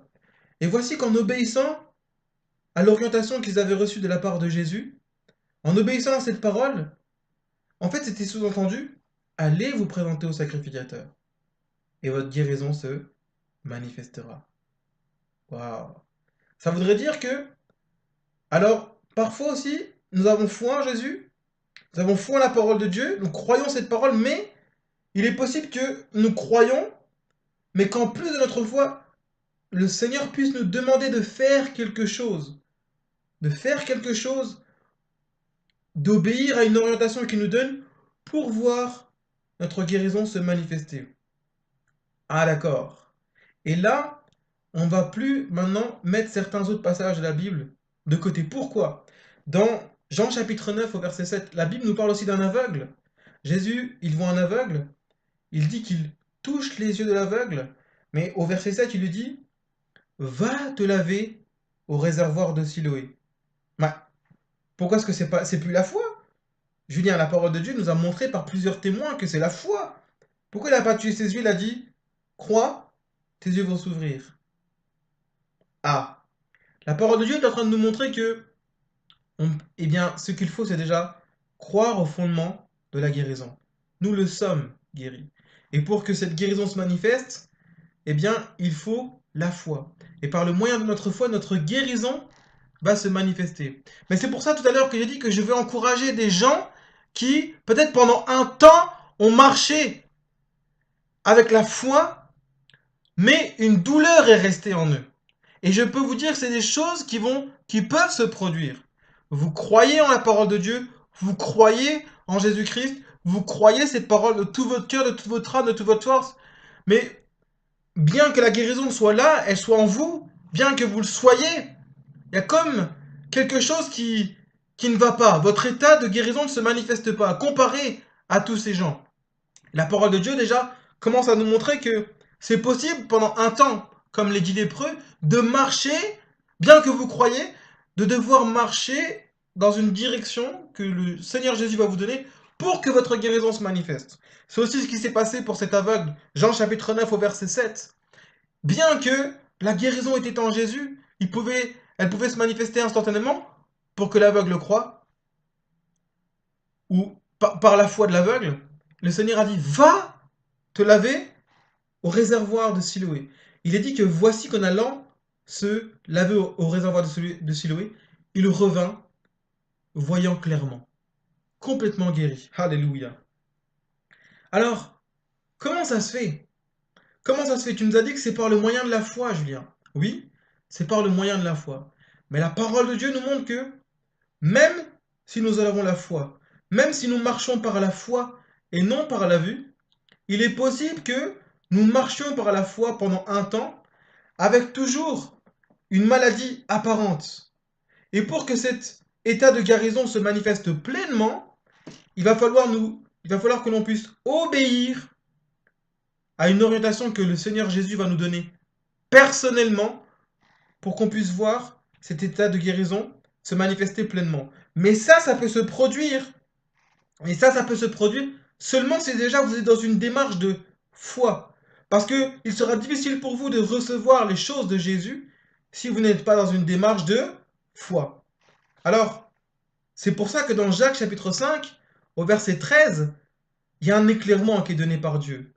Le Seigneur dit, quelqu'un parmi vous est-il dans la souffrance qu'il prie? Mais comment ça se fait? Comment ça se fait on n'a pas dit, quelqu'un, c'est Jésus qui nous parle par la bouche de Jacques. Comment ça se fait qu'on n'a pas dit, quelqu'un parmi vous, il parle à l'église, il envoie des lettres aux différentes églises qui sont dispersées dans l'Asie, il dit, quelqu'un parmi vous est-il dans la souffrance? Qu'il prie. Et pourquoi est-ce qu'il n'a pas dit qu'il croit? Parce que Jésus disait qu'il te soit fait comme tu crois. Va, ta foi t'a sauvé. Jean 11, 40, si tu crois, tu verras la foi, tu verras la gloire de Dieu. Éphésiens 2, verset 8, c'est par le moyen de la foi. Hébreu 11, 32, pardon, jusqu'au verset 35, il est dit que c'est par la foi qu'il guérit de la maladie. Hébreu chapitre 4, verset 2, cette parole ne leur servit de rien parce qu'elle ne trouva pas de la foi. Dans Hébreu encore, il est dit que Jésus est le consommateur de notre foi. C'est par le moyen de la foi que ces choses se manifestent. Alors, comment ça se fait que il n'a pas dit quelqu'un qui a la souffrance, qu'il ait foi? Eh bien, c'est ce que la parole de Dieu nous sous-entend. C'est ce que la parole de Dieu veut nous expliquer ici. Premièrement, qu'est-ce que je dois faire? Je dois croire à la fondation de la guérison divine. Travailler ma foi. Déjà, recevoir cette promesse, c'est un état. Je ne prie pas pour être guéri. Puisque Dieu dit, tu l'es déjà. Crois-le, ça va se manifester. Mais la parole de Dieu nous montre que, par le comportement des 10 lépreux, de l'aveugle-né, que, bien que nous sommes guéris et bien que nous croyons, Dieu peut nous donner des orientations à laquelle nous devrons obéir pour voir notre guérison se manifester. Et c'est là que j'aimerais vous encourager. Il est possible que pendant un temps, eh bien effectivement, vous ayez foi à la parole de Dieu, vous croyant aux promesses de la guérison divine, mais bien que vous êtes encouragé, vous dites, mais pourquoi j'ai mal? Pourquoi j'ai continué à avoir mal? Pourquoi, pourquoi je crois en Jésus, mais j'ai quand même mal? Pourquoi est-ce que j'ai mal quand même? Seigneur, je crois, mais j'ai mal. Eh bien, j'aimerais te dire aujourd'hui que ce fardeau qui était sur sa vie s'en aille au nom de Jésus parce que tu as le droit de te poser cette question. Alléluia. Des fois, tu peux te laisser accuser de te dire j'ai pas la foi, j'ai pas la foi. Non, si ça fait un mois que tu marches dans cet état, 2 mois, un an, 6 mois, 5 ans, 6 ans, peut-être 10 ans, tu as la foi, tu es encouragé, mais tu te poses des questions. Tu te dis mais est-ce que je suis comme Job? Est-ce que je suis comme Job? Est-ce que je suis comme Abraham qui a dû attendre des dizaines, peut-être même plus de 20 ans, afin de voir le fils que Dieu lui avait promis par sa femme Sarah. Abraham peut-être n'avait pas mal dans son corps, d'accord? Mais il y a des gens qui peut-être, Anne, elle souffrait dans son corps de ne pas avoir d'enfant. Il y a des gens qui, des fois, se disent, ah, je manque de foi, ou peut-être je manque de foi, faut peut-être pas demander ça à Dieu. Et j'aimerais non t'encourager. La parole de Dieu, eh bien, dit qu'au bout d'un moment, on peut quand même se poser des questions. Et c'est ce que la parole de Dieu nous révèle dans Jacques chapitre 5, verset 13. Qu'est-ce que la parole de Dieu nous révèle? Quelqu'un qui est dans la souffrance, qu'il prie. Premièrement, qu'est-ce que la Bible nous dit? Cet homme qui a été dans la souffrance, il faut qu'il soit passé par cette étape de croire au fondement de la guérison divine, de le recevoir, d'y croire, de recevoir ce profond encouragement et de commencer à marcher par la foi. Maintenant, la parole de Dieu dit, si vous marchez par la foi un jour, 2 jours, 3 jours, une semaine, pendant un temps qui est supportable, qui est aussi sage, qui est équilibré, et que vous continuez à être dans la souffrance, eh bien, la Bible dit, n'a pas dit, vous manquez de foi. Vous pouvez très bien avoir la foi, mais même avoir reçu votre guérison, mais souffrir. Waouh, c'est ce que la parole de Dieu nous révèle. Vous pouvez quand même ressentir un état de souffrance, mais ce n'est pas. J'aimerais vous dire quelque chose. Ne tombons pas dans les choses trop naturelles. Ce n'est pas la réalité de Dieu. La réalité invisible de Dieu, c'est que vous êtes guéri. C'est pour ça que Dieu dit, crois, tu es guéri. Alléluia, tu es guéri. Mais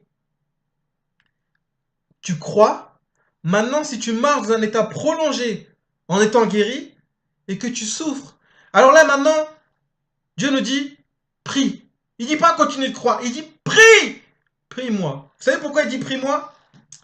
Parce que quand vous allez prier, pareil que pour les 10 lépreux, pareil que pour cet aveugle qui était né, Dieu pourra et Dieu va vous donner une orientation à laquelle vous devrez obéir dans une démarche de foi pour voir votre guérison se manifester. Alléluia. Et j'aimerais t'encourager, toi aujourd'hui, et j'aimerais te montrer clairement dans les Écritures où ça se trouve. Dans Actes chapitre 9, versets 11 à 12. Alléluia. On nous parle d'un homme qui s'appelle Saul de Tarse. On nous dit que Saul de Tarse était un homme extrémiste qui persécutait les chrétiens. Mais dans le livre de Actes chapitre 9, il était sur le chemin de Damas, il avait des lettres de la part des chefs de la synagogue qui ne croyaient pas en Jésus, qui ne croyaient pas au Messie, ne comprenaient pas bien les Écritures, ils étaient trop dans la loi. Il avait des lettres et comme des mandats pour persécuter les chrétiens à Damas. Il est dit que sur le chemin de Damas, il fait une rencontre avec Jésus. Et Jésus lui dit, Saul, Saul, pourquoi me persécutes-tu? Il répond, qui es-tu, Seigneur? Il dit, je suis Jésus que tu persécutes. Et là, il est dit qu'à cause de la lumière, eh bien, les gens qui étaient autour de Paul entendent la voix du Seigneur et ne le voient pas, et pendant qu'il y avait le Seigneur, il y a une grande lumière qui a ébloui Paul. Il est dit que, maintenant, après, quand la vision disparaît, eh bien, il dit que, bien qu'il avait les yeux ouverts, il ne voyait plus. Il était devenu aveugle. Et vous savez ce qu'il fait? Jésus lui a dit, va dans telle maison, dans la maison de telle personne, et là-bas, on te dira ce que tu dois faire. Attends les instructions, en gros. Et dans Actes chapitre 9, versets 11 à 12, la Bible nous dit quoi? La Bible dit que quelqu'un qui a une souffrance, qu'il prie. Eh bien, regardez ce qui se passe pour l'apôtre Paul. On l'appelait Saul de Tarse à l'époque. Il est écrit au verset 11, il est écrit,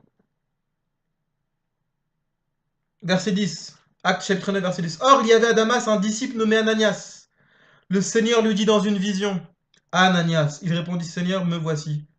Me voici, Seigneur. Et le Seigneur lui dit, lève-toi, va dans la rue qu'on appelle la droite, et cherche dans la maison de Judas un nommé Saul de Tarse, car il prie. Et il a vu en vision un homme du nom d'Ananias qui entrait et qui lui imposait les mains afin qu'il recouvre la vue. Afin qu'il recouvre la vue. Waouh! Car il prie. Quelqu'un qui est dans la souffrance, qu'il prie. Mais quelqu'un qui est dans la souffrance, qu'il croit ou qu'il prie? D'abord qu'il croit. Mais si dans sa marche de foi, sa guérison pendant un temps ne se manifeste pas, il n'est pas interdit de prier. Ça va être une prière dans la foi. Ça va être une prière qui va ressembler à ça. Mais Seigneur, tu dis dans ta parole que tu as pris mes maladies, que tu as pris mes infirmités, que je suis guéri. Alors je ne m'inquiète pas. J'ai mon état de guérison. Merci parce que tu as pris mes infirmités. Merci parce que tu as pris mes maladies. Mais Seigneur, comme tu dis que si on est dans la souffrance, on a quand même le droit de le prier, je voudrais te poser la question, Seigneur. Comment ça se fait que ça met du temps à se manifester? Est-ce normal? Et là, le Seigneur pourra vous répondre. Continue de croire. Continue de croire. Parce que la foi est une arme, est une puissance qui va amener cette guérison à se manifester. Crois seulement. Ne crains pas. Crois seulement. Ça pourrait être une réponse de Dieu. Mais peut-être maintenant, pour Paul. Quand Paul était là aveugle, il y avait des disciples à l'époque. Jésus aurait pu envoyer quelqu'un et lui dire, enseigne-lui la foi, ses yeux vont s'ouvrir. Non, le Saint-Esprit l'a amené dans cette dimension. Commence à croire que ce même Jésus que tu as rencontré va t'ouvrir les yeux. Commence à croire. Ah, je crois. Commence à croire. Crois. Bon, tu vois, tes yeux ne s'ouvrent pas. Maintenant, prie.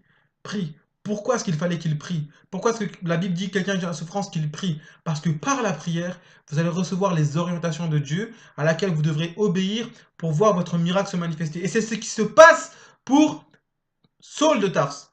Saul de Tarse. Parce que par la prière, il comprend pourquoi ses yeux ne s'ouvrent pas, même parce qu'il croit. Non, il dit, toi, bien que tu crois, ta guérison va se manifester quand Ananias va venir t'imposer les mains.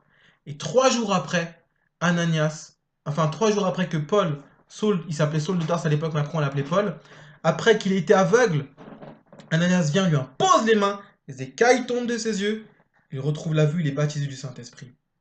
Waouh, ça c'est encourageant. Donc ça veut dire que on peut être dans une démarche de foi, 3 jours après, nos yeux s'ouvriront. Et il faudra, bien qu'on marche dans une démarche de foi, on va peut-être être poussé à la prière. Et dans la prière, Dieu nous donnera l'orientation. Mais pour que cette orientation vienne, il faut déjà la foi. Alors, allons plus loin. Il dit qu'on ne doit pas occulter certains passages de la parole de Dieu. Et ce même Saul, dans 2 Corinthiens chapitre 12, versets 7 à 10, il est écrit quoi? Il est écrit, l'apôtre Paul dit, il m'a été mis une écharde dans la chair, un ange de Satan, afin que je ne m'enorgueillisse pas, afin que je ne m'enorgueillisse pas, pardon, à cause de l'excellence des révélations qui m'a été donnée. Et regardez, il dit, 3 fois j'ai prié. Je vais prendre le passage. Il dit 3 fois. Il dit 3 fois, j'ai prié le Seigneur de l'éloigner de moi, mais le Seigneur m'a répondu, mais il dit 3 fois, j'ai prié le Seigneur de l'éloigner de moi, et il m'a dit, ma grâce te suffit, car ma puissance s'accomplit dans la faiblesse. Après, il continue à parler. Qu'est-ce qui se passe ici? Quelqu'un est dans la souffrance qu'il prie. Vous savez, Saul de Tarse, quand il était aveugle, euh, il n'était pas encore apôtre. Ensuite, après que ses yeux étaient ouverts, il est devenu apôtre. Il a été envoyé par le Seigneur Jésus. Et il a été utilisé, il est dit que Dieu utilisait les mains de Paul, au point même que on appliquait des mouchoirs qui avaient touché le corps de Paul, les malades étaient guéris, et les esprits sortaient des gens. D'accord. Maintenant, pour lui-même, il dit j'ai une écharde dans la chair. Dans ma Bible, c'est marqué écharde signifie proprement un piquant de chardon ou un éclat de bois qui était entré dans la chair, selon l'opinion la plus vraisemblable. Paul parlait ici de quelque infirmité corporelle très douloureuse, mais dont on ignore la nature précise. D'autres ont dit que non, c'était un esprit ou quoi. En tout cas, c'est quelque chose qui lui faisait mal. Et vous savez l'attitude de Paul? Paul, eh bien, premièrement, il n'a pas prié. Premièrement, Paul, il a cru au fondement de la guérison divine. Il a cru au sacrifice de Dieu. Il a dit, non, c'est pas mon état. Je suis un croyant. J'ai reçu l'Esprit de Dieu. Je suis né de nouveau. Mon état premier, ce n'est pas d'avoir mal. Mon état premier, ce n'est pas d'avoir des maladies, des infirmités. Alors il a revendiqué. Il a cru. Et par le moyen de la foi, eh bien, il a éloigné ces choses. Il a mis un blocage à ces choses. Et c'est pour ça que nous devons marcher dans un état de foi. Parce que la Bible dit, tel un homme pense, tel il est. On doit marcher dans un état de guérison. De Corinthiens chapitre 10, qui dit que nous devons, nous ne combattons pas selon la chair, nous devons amener tout raisonnement, toute pensée captive à l'obéissance de Christ. Parfois, dans nos pensées, il y a une bataille. Mais non! Jésus a pris mes infirmités, il a pris mes maladies. Et premièrement, c'est comme ça que Paul a fonctionné. Il a revendiqué, il a revendiqué, il marchait dans la foi. Mais à un moment, il s'est dit, mais quand même, moi, je suis croyant, je suis un enfant maintenant de Dieu, la maladie, l'infirmité n'ont plus rien à faire de ma vie. Alors il revendiquait. Mais maintenant il revendique, mais il dit, mais je revendique, je suis encouragé, mais je sens quelque chose qui ne va pas. Et c'est là que un éclaircissement vient. Ah, si ça met du temps à se manifester et que vous êtes dans une souffrance, priez. C'est pour ça qu'il dit, 3 fois j'ai prié le Seigneur. Et le Seigneur lui a répondu, il n'a pas dit, tu manques de foi. Il a dit, ma grâce te suffit. Alors, c'est une exception, hein, ma grâce te suffit. N'allez pas vous dire, oh, bah si ma guérison s'est pas manifestée tout de suite alors que je crois, ma grâce te suffit. Parce que, quand même, l'apôtre Paul dit quelque chose, il dit, je me glorifierai donc bien plus volontiers dans mes faiblesses, afin que la puissance de Christ repose sur moi. C'est pourquoi je me plais dans les faiblesses. Parce que si Dieu vous répond ça, vous allez vous plaire dans cette situation, vous allez être heureux. L'apôtre Paul dira, soyez toujours joyeux. Donc vous arriverez à être joyeux, vous arriverez à être heureux, vous arriverez à continuer de travailler, d'évangéliser, de vivre une vie normale. Donc attention. C'est pourquoi je me plais dans les faiblesses, dans les outrages, dans les calamités, dans les persécutions, dans les détresses pour Christ. Car quand je suis faible, c'est alors que je suis fort. Alléluia. Mais c'est la parole de Dieu. Quelqu'un est-il dans la souffrance qu'il prie? Quelqu'un qui a cru, qui a marché par la foi et qui ne voit pas sa guérison se manifester, eh bien, il a le droit de se poser au bout d'un moment, après avoir marché dans une mesure de foi, dans une action de foi, dans une dynamique de je crois en toi, j'ai confiance. Il a été rempli du Saint-Esprit. Il a reçu cette joie du Saint-Esprit. Il peut à un moment se poser une question, Seigneur, y a-t-il quelque chose? Et si le Seigneur te dit crois seulement, et ça pourra se produire. Zacharie n'a pas eu d'orientation particulière. Zacharie, tu vas avoir un fils, ta femme va te guérir de la stérilité. Crois seulement. Et même l'ange l'a repris, il a dit, toi tu devais croire, crois déjà. Crois de Marie. On lui dit, tu vas avoir un fils, on lui a pas dit quand. Il fallait qu'elle croie seulement et qu'elle marche seulement dans la foi. Anne, elle, pendant un temps, elle cherche la présence de Dieu. Est-ce qu'elle avait foi que Dieu guérissait vraiment la stérilité? On ne sait pas, mais à un moment, elle trouve le courage d'aller prier. Elle fait un vœu à Dieu. Et puis, après un moment, le sacrificateur, Élie dit, va, que le Dieu d'Israël exauce ta prière. Il est dit que et là, le visage d'Anne ne fut plus le même. Elle crut que oui, le Dieu d'Israël va exaucer ma prière comme le sacrificateur a dit. Elle crut seulement. Elle n'a pas eu d'autre orientation. Elle dit que ça va se produire dans 1 an, dans 5 ans, tu vas bientôt avoir ton fils. Non. Il fallait qu'elle marche dans un état de foi. Elle a reçu cette parole avec foi. Et ça a produit quelque chose parce qu'elle avait foi. Elle a cru seulement. Et son fils est arrivé. Abraham, tu dis, tu vas avoir un fils. Et tu l'auras de Sarah. Il avait, je crois, presque 80 ans quand il reçoit cette promesse. Et c'est 20 ans, je crois que c'est 20 ans après, il faudrait vérifier dans la Genèse. 20 ans après qu'il a eu son fils. Et pendant des années, Dieu n'est pas tous les jours apparu pour lui dire ça va se passer comme ça. Non, croit seulement. Il a dû marcher dans une attitude de croire seulement sur du long terme. Zacharie, sur un temps. Et s'il se demandait, crois seulement. Marie, crois seulement. Anne, crois seulement. Abraham, crois seulement. Il est dit que Abraham crut en Dieu et cela lui fut imputé à justice. Crois seulement et il a vu la gloire de Dieu. D'accord. On peut marcher. On peut marcher un temps. Et si on est encouragé par cette foi et que ça nous donne un carburant et qu'on n'est pas en souffrance et qu'on a la joie, amen. Crois seulement. Mais maintenant, si on a mal, et on a le droit de se poser la question au bout d'un moment, j'ai mal. Quelqu'un est-il en souffrance, qu'il prie. Alléluia. Saul de Tarse, acte 9. Paul, 2 Corinthiens, chapitre 12. Ce n'est pas le seul cas. Philippiens, chapitre 2, verset 25. Épaphrodite, c'est un serviteur de Dieu. Un serviteur de Dieu, c'est un croyant, un chrétien. Il n'a pas à être malade. Ce n'est pas ça. En tout cas, il vit pour l'éternité dans un état de guérison. Maintenant, est-ce que des maladies vont jamais le toucher? Des fois, toutes les domaines de votre vie sont pas à 100% au top avec Dieu. C'est pour ça qu'on dit qu'on va marcher de progrès en progrès, de gloire en gloire, et que le Saint-Esprit va nous aider, il va nous enseigner. Des fois, des domaines qui doivent être rééquilibrés par manque de connaissances, des fois, eh bien, on peut être dans un chemin que Dieu n'aurait pas voulu pour nous, et hop, peut-être quelque chose peut nous toucher. Mais si quelque chose nous touche, par la prière, Dieu nous le montre. Si on a fait une erreur, on demande pardon, Dieu nous restaure. Amen.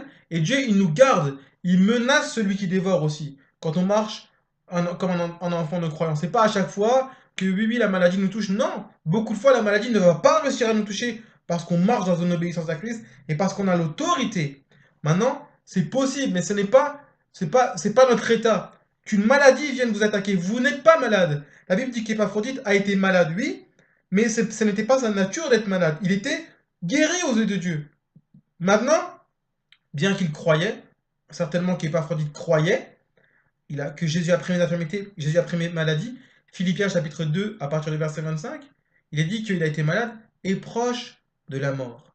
Alors qu'est-ce qu'il devait faire? Ben attends, je prie, non, je crois la parole de Dieu, je la revendique, je prends autorité, mais attends, je suis malade, en plus ça s'aggrave, proche de la mort.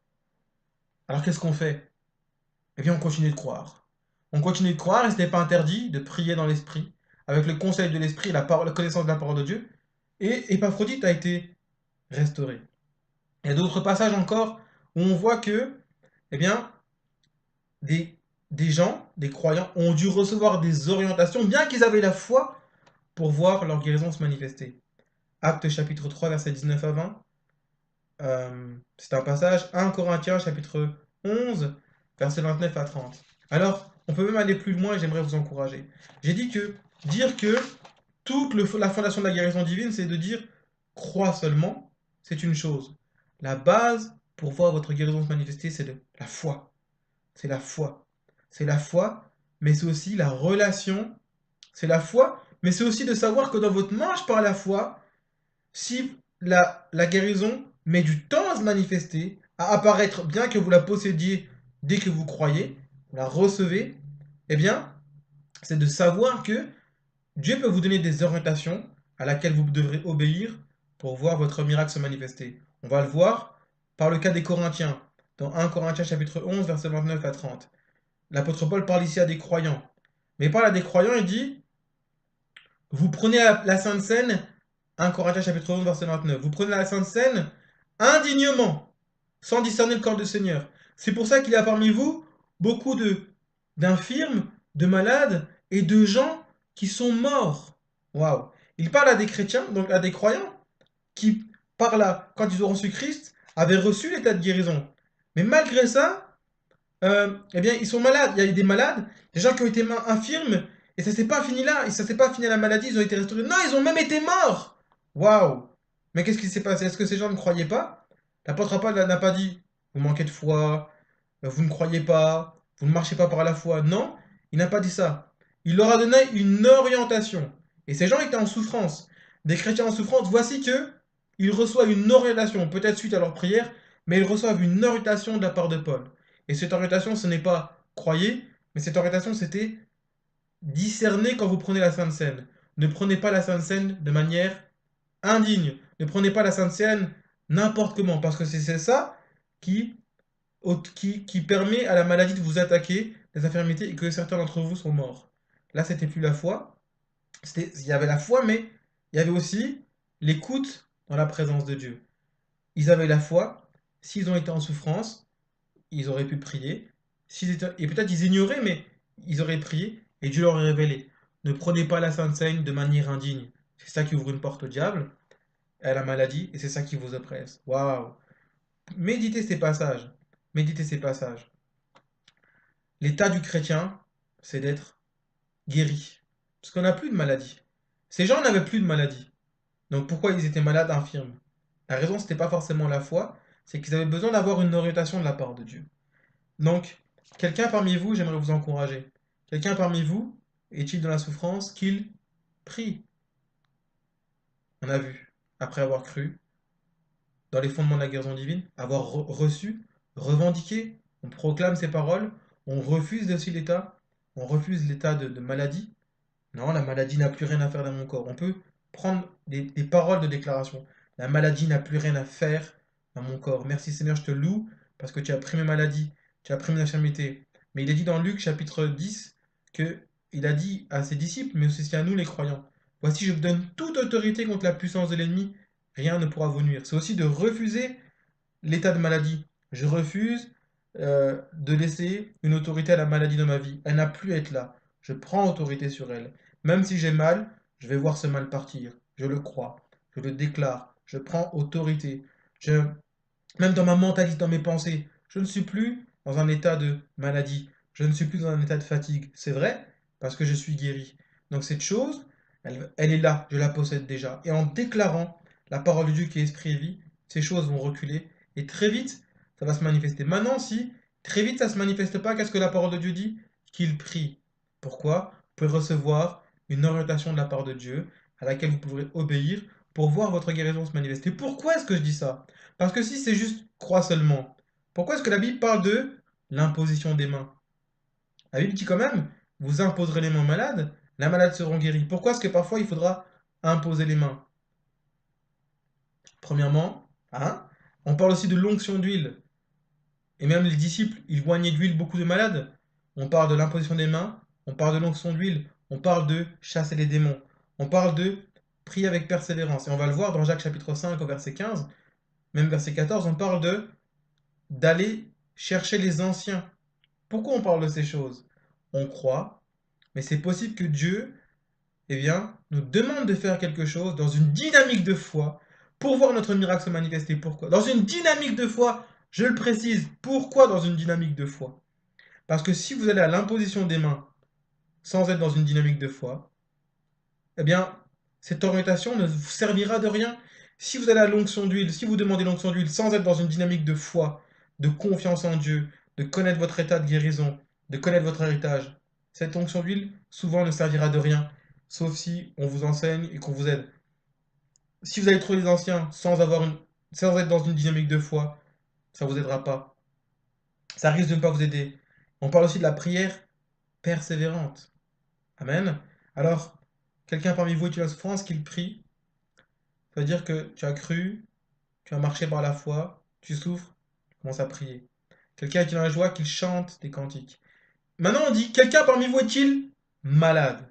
Donc, bien qu'on croit en la guérison divine, des fois, il y a un état de maladie qui doit... Mais ça ne doit pas nous arriver, c'est pas notre héritage, parce que Jésus les a pris. Pourquoi on en a encore? On n'a pu en avoir. On marche dans l'écoute de Christ, la parole de Christ, on n'a pas de maladie à avoir. Et si cet état se produit, on trouve notre secours en Dieu. Seigneur, tu as pris mes maladies, tu as pris mes infirmités. Seigneur, ces choses partent. Et en croyant seulement, beaucoup de fois, ces choses reculent, cet état est annulé. Cet état est annulé. Maintenant, j'aimerais vous encourager. Si cet état ne perdure, et c'est dur, on ne meurt pas comme ça. Non, non, non. Il est dit maintenant, ce malade-là, qui est passé par la souffrance, qui a cru, peut-être l'état a duré, et maintenant il a prié, qu'est-ce qui se passe? Qu'il appelle les anciens de l'Église, et que les anciens prient pour lui, en loignant d'huile, au nom du Seigneur. La prière de la foi sauvera le malade, et le Seigneur le relèvera. Waouh! Et le Seigneur le relèvera. Ça veut dire quoi? si quelqu'un, il croit, il a été dans un état de souffrance, je l'ai dit, il va prier. Maintenant, si dans ses prières, il dit, mais vraiment, moi, je crois, Dieu me dit de croire, vraiment, je comprends pas ce qui se passe. Peut-être que c'est un combat spirituel. Éphésiens chapitre 6 nous dit que nous n'avons pas à lutter contre la chair et le sang, mais contre des dominations, des principautés, des esprits méchants dans les lieux célestes. Donc il dit, bah, dans cela, il parle des armes de Dieu, le casque du salut, la cuirasse de la justice, bouclier de la foi. Prenez l'épée de l'esprit qui est la parole de Dieu. Voilà, il parle de tout ça. Maintenant, la Bible nous dit aussi, c'est pas la seule chose que vous devez faire. Si vous êtes malade et vous sentez dans votre être intérieur que vous comprenez pas ce qui se passe, allez chercher les anciens, vos pasteurs, les anciens de votre église. Et maintenant, il est dit que maintenant leur rôle, maintenant, c'est de prier pour vous. Il est dit que les anciens prient pour lui en loinant d'huile. L'huile, c'est aussi la présence du Saint-Esprit, de ce que, de l'action de Dieu sur vous. Il est dit, la prière de la foi sauvera le malade. Parce que par la foi de ces gens et l'autorité qu'ils vont avoir en Christ, la prière de la foi amènera la restauration, amènera, la foi de ces gens amènera, plus votre foi combinée, amènera la restauration. Il est maintenant dit, et le Seigneur le relèvera. On parle bien d'un état où le Seigneur va nous relever. Donc si je vous dis, crois seulement, et crois seulement, et crois seulement, et crois seulement, et crois seulement, c'est la vérité. Mais il ne faut pas occulter aussi certains passages de la Bible, parce que si on croit seulement, eh bien, on va occulter, peut-être on va mettre de côté l'imposition des mains. Ce n'est pas une critique, mais l'imposition des mains existe. Les anciens sont là, l'autorité pour chasser les démons est là, le groupe des anciens est là, et le Seigneur le relèvera. Donc vous êtes déjà guéri. Le Seigneur ne va pas vous reguérir. Mais le Seigneur va vous relever. Il va vous restaurer. Il va peut-être vous montrer pourquoi vous avez été dans cet état de faiblesse, des petits paramètres de votre vie qu'il faudra relever. Mais le Seigneur le relèvera. Ça pourra parfois prendre du temps. D'accord? Donc, je crois aujourd'hui que si vraiment on comprend ça, on peut quand même trouver un encouragement. On peut quand même trouver un encouragement dans la parole de Dieu et c'est vraiment mon cœur pour vous.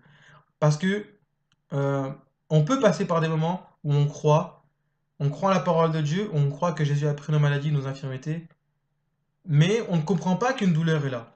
Et le Seigneur peut te dire, crois seulement. Crois seulement. Et ta foi sera une arme puissante pour faire partir ces choses et manifester ce que Jésus a acquéri pour toi sur la croix. Crois-le.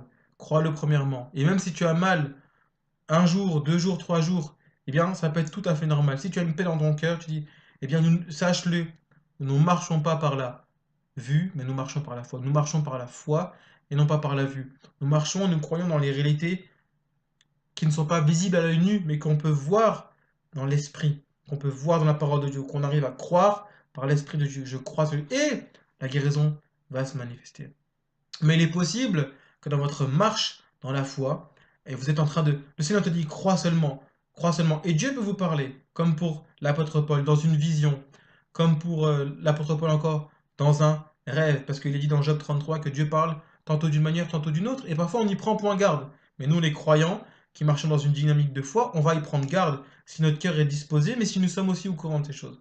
Dieu peut vous parler, peut vous donner un puissant éclaircissement dans la parole de Dieu, il peut vous parler par la bouche d'un serviteur de Dieu, par votre pasteur, il peut vous parler dans la Bible, il peut vous parler dans une vision, dans un rêve, pour vous donner une orientation. C'est bien, mon fils, tu crois. Mais regarde, comme pour Paul, il peut vous dire dans un rêve, va trouver ton pasteur dimanche, il t'imposera les mains, et ta guérison se manifestera. C'est pas quand ta guérison va se manifester que tu seras guéri, parce que tu l'es déjà. Mais pour que ta guérison se manifeste, j'avais besoin déjà, premièrement, que tu crois, que tu reçoives. Et premièrement, et continuellement, et je vais maintenant utiliser ce principe d'imposer les mains pour que ta guérison se manifeste pleinement. Donc, ça peut être ça peut être une étape progressive. C'est pour ça qu'il est dit dans Hébreux chapitre 6 au verset 12, imitez ceux qui par la foi et par la persévérance héritent des promesses. Imitez ceux qui par la foi, je crois, et par la persévérance à croire, la persévérance à rester dans la relation avec Dieu, à revendiquer la parole de Dieu, à obéir aux principes de Dieu, par la foi et la persévérance, hérite des promesses. Alléluia. C'est vraiment encourageant. Moi, en tout cas, ça m'encourage et ça donne un éclairci. Ça donne un éclairci, parce que l'apôtre Paul, qui a amené la guérison aux gens, à un moment, il a fallu qu'il prie. Pourquoi est-ce qu'il a fallu qu'il prie pour qu'une écharpe parte de sa chair? Alors qu'en croyant, on manifeste la guérison. C'est parce que la prière peut être utile dans des moments de souffrance. Pourquoi est-ce que Épaphrodite a été malade et proche de la mort, et que ça a duré, et que le Seigneur l'a restauré après? Parfois, il y a des temps comme ça, on marche dans la foi, mais on peut trouver un puissant encouragement dans la prière, dans les supplications, dans la prière par l'Esprit. Romains chapitre 12, verset 12 dit, pour ça qu'on dit, priez avec persévérance. Jacques chapitre 5, à partir du verset 16, il est écrit, la prière fervente, la prière qui est faite sur un moment, la prière fervente du juste a une grande efficacité. On nous parlera également de l'imposition des mains, de chasser les démons. Alors, j'aimerais vous encourager. Premièrement, soyez dans une dynamique de foi.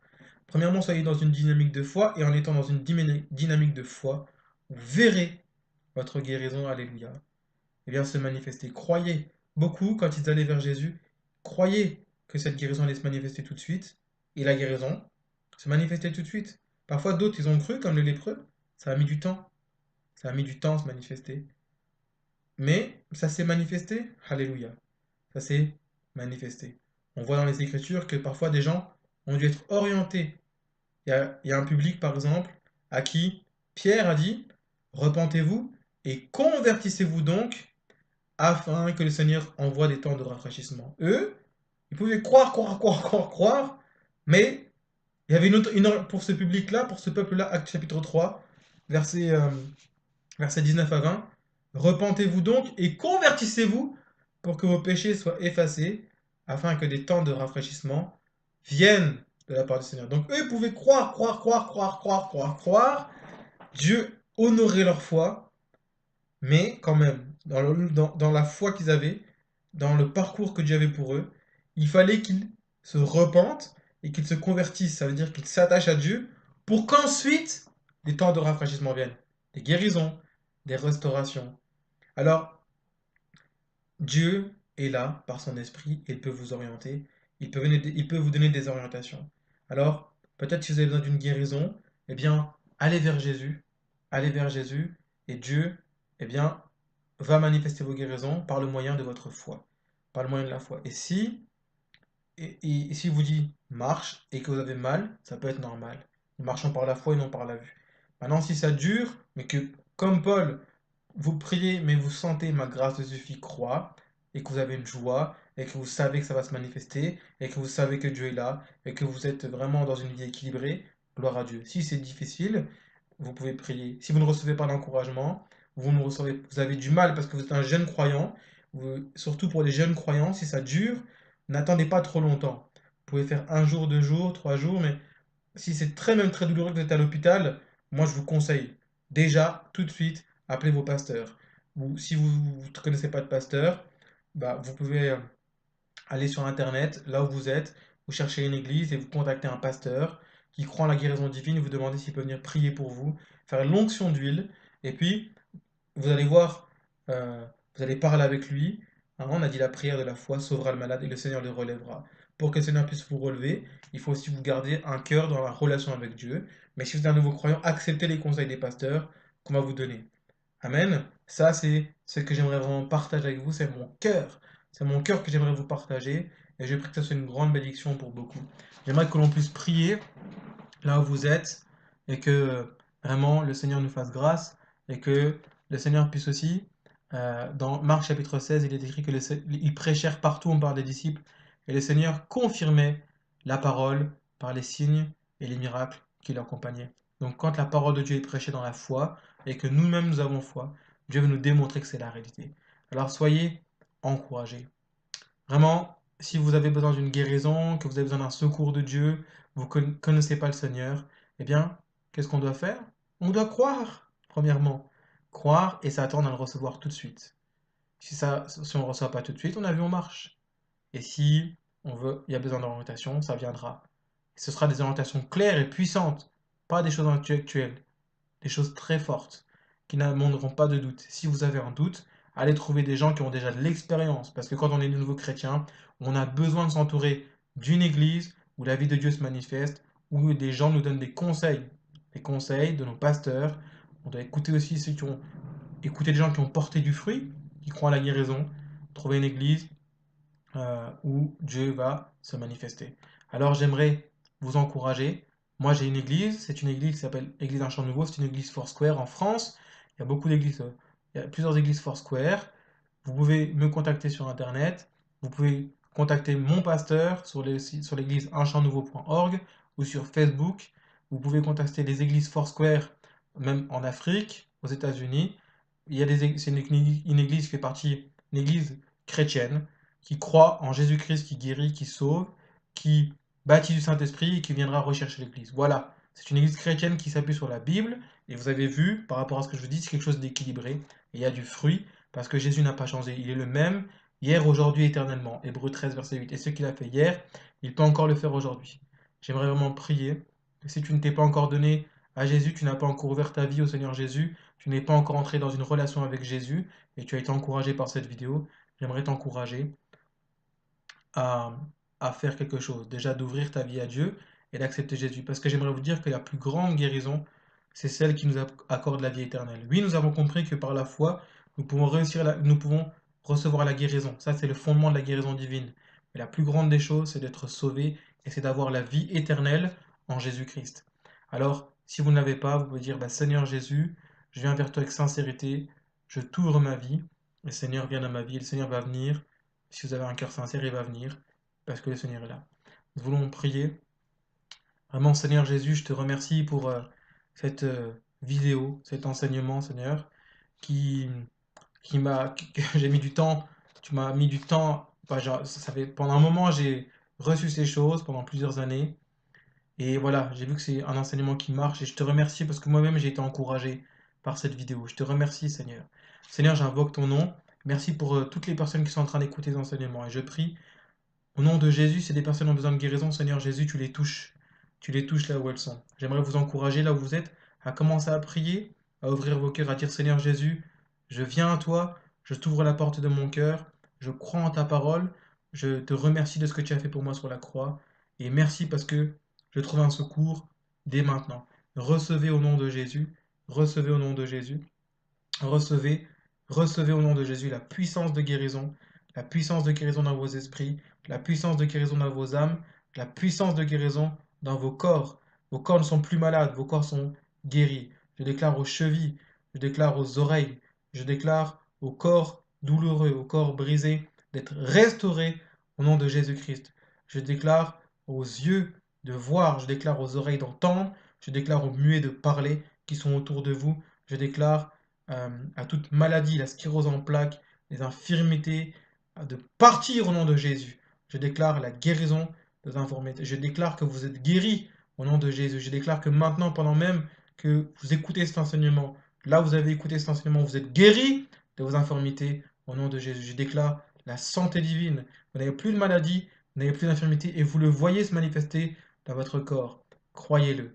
Croyez-le. Merci Seigneur Jésus pour les miracles que tu fais, pour les gens que tu vas sauver, pour les âmes que tu vas sauver, pour les gens qui sont en détresse, qui sont touchés maintenant par la puissance de ton esprit. Il y en a, Seigneur, qui sont touchés, qui sont visités.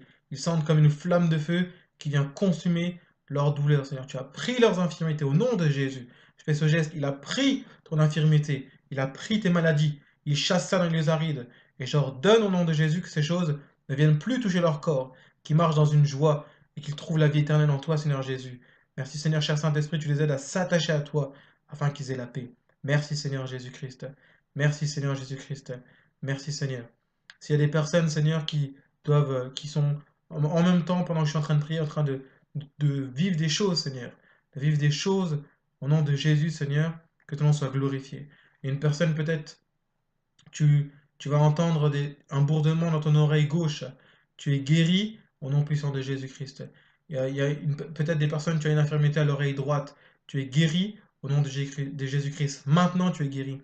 Les gens, vous avez des infirmités.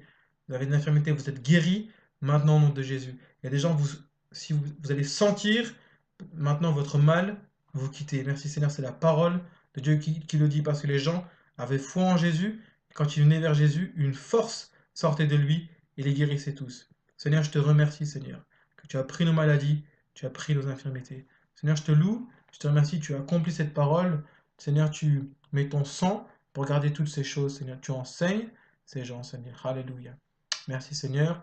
Si vous voulez prendre contact avec moi, il y a l'adresse mail qui s'affiche en bas de la vidéo. C'est julienmorgancoy.youtube.gmail.com. En tout cas, elle est marquée dans ma playlist. À un moment, vous trouverez ce contact. Que le Seigneur vous bénisse au nom puissant de Jésus-Christ et que toute la gloire soit rendue à Dieu parce que c'est Dieu qui nous a expliqué toutes ces choses et qui permet qu'aujourd'hui on puisse les entendre. Gloire à Dieu.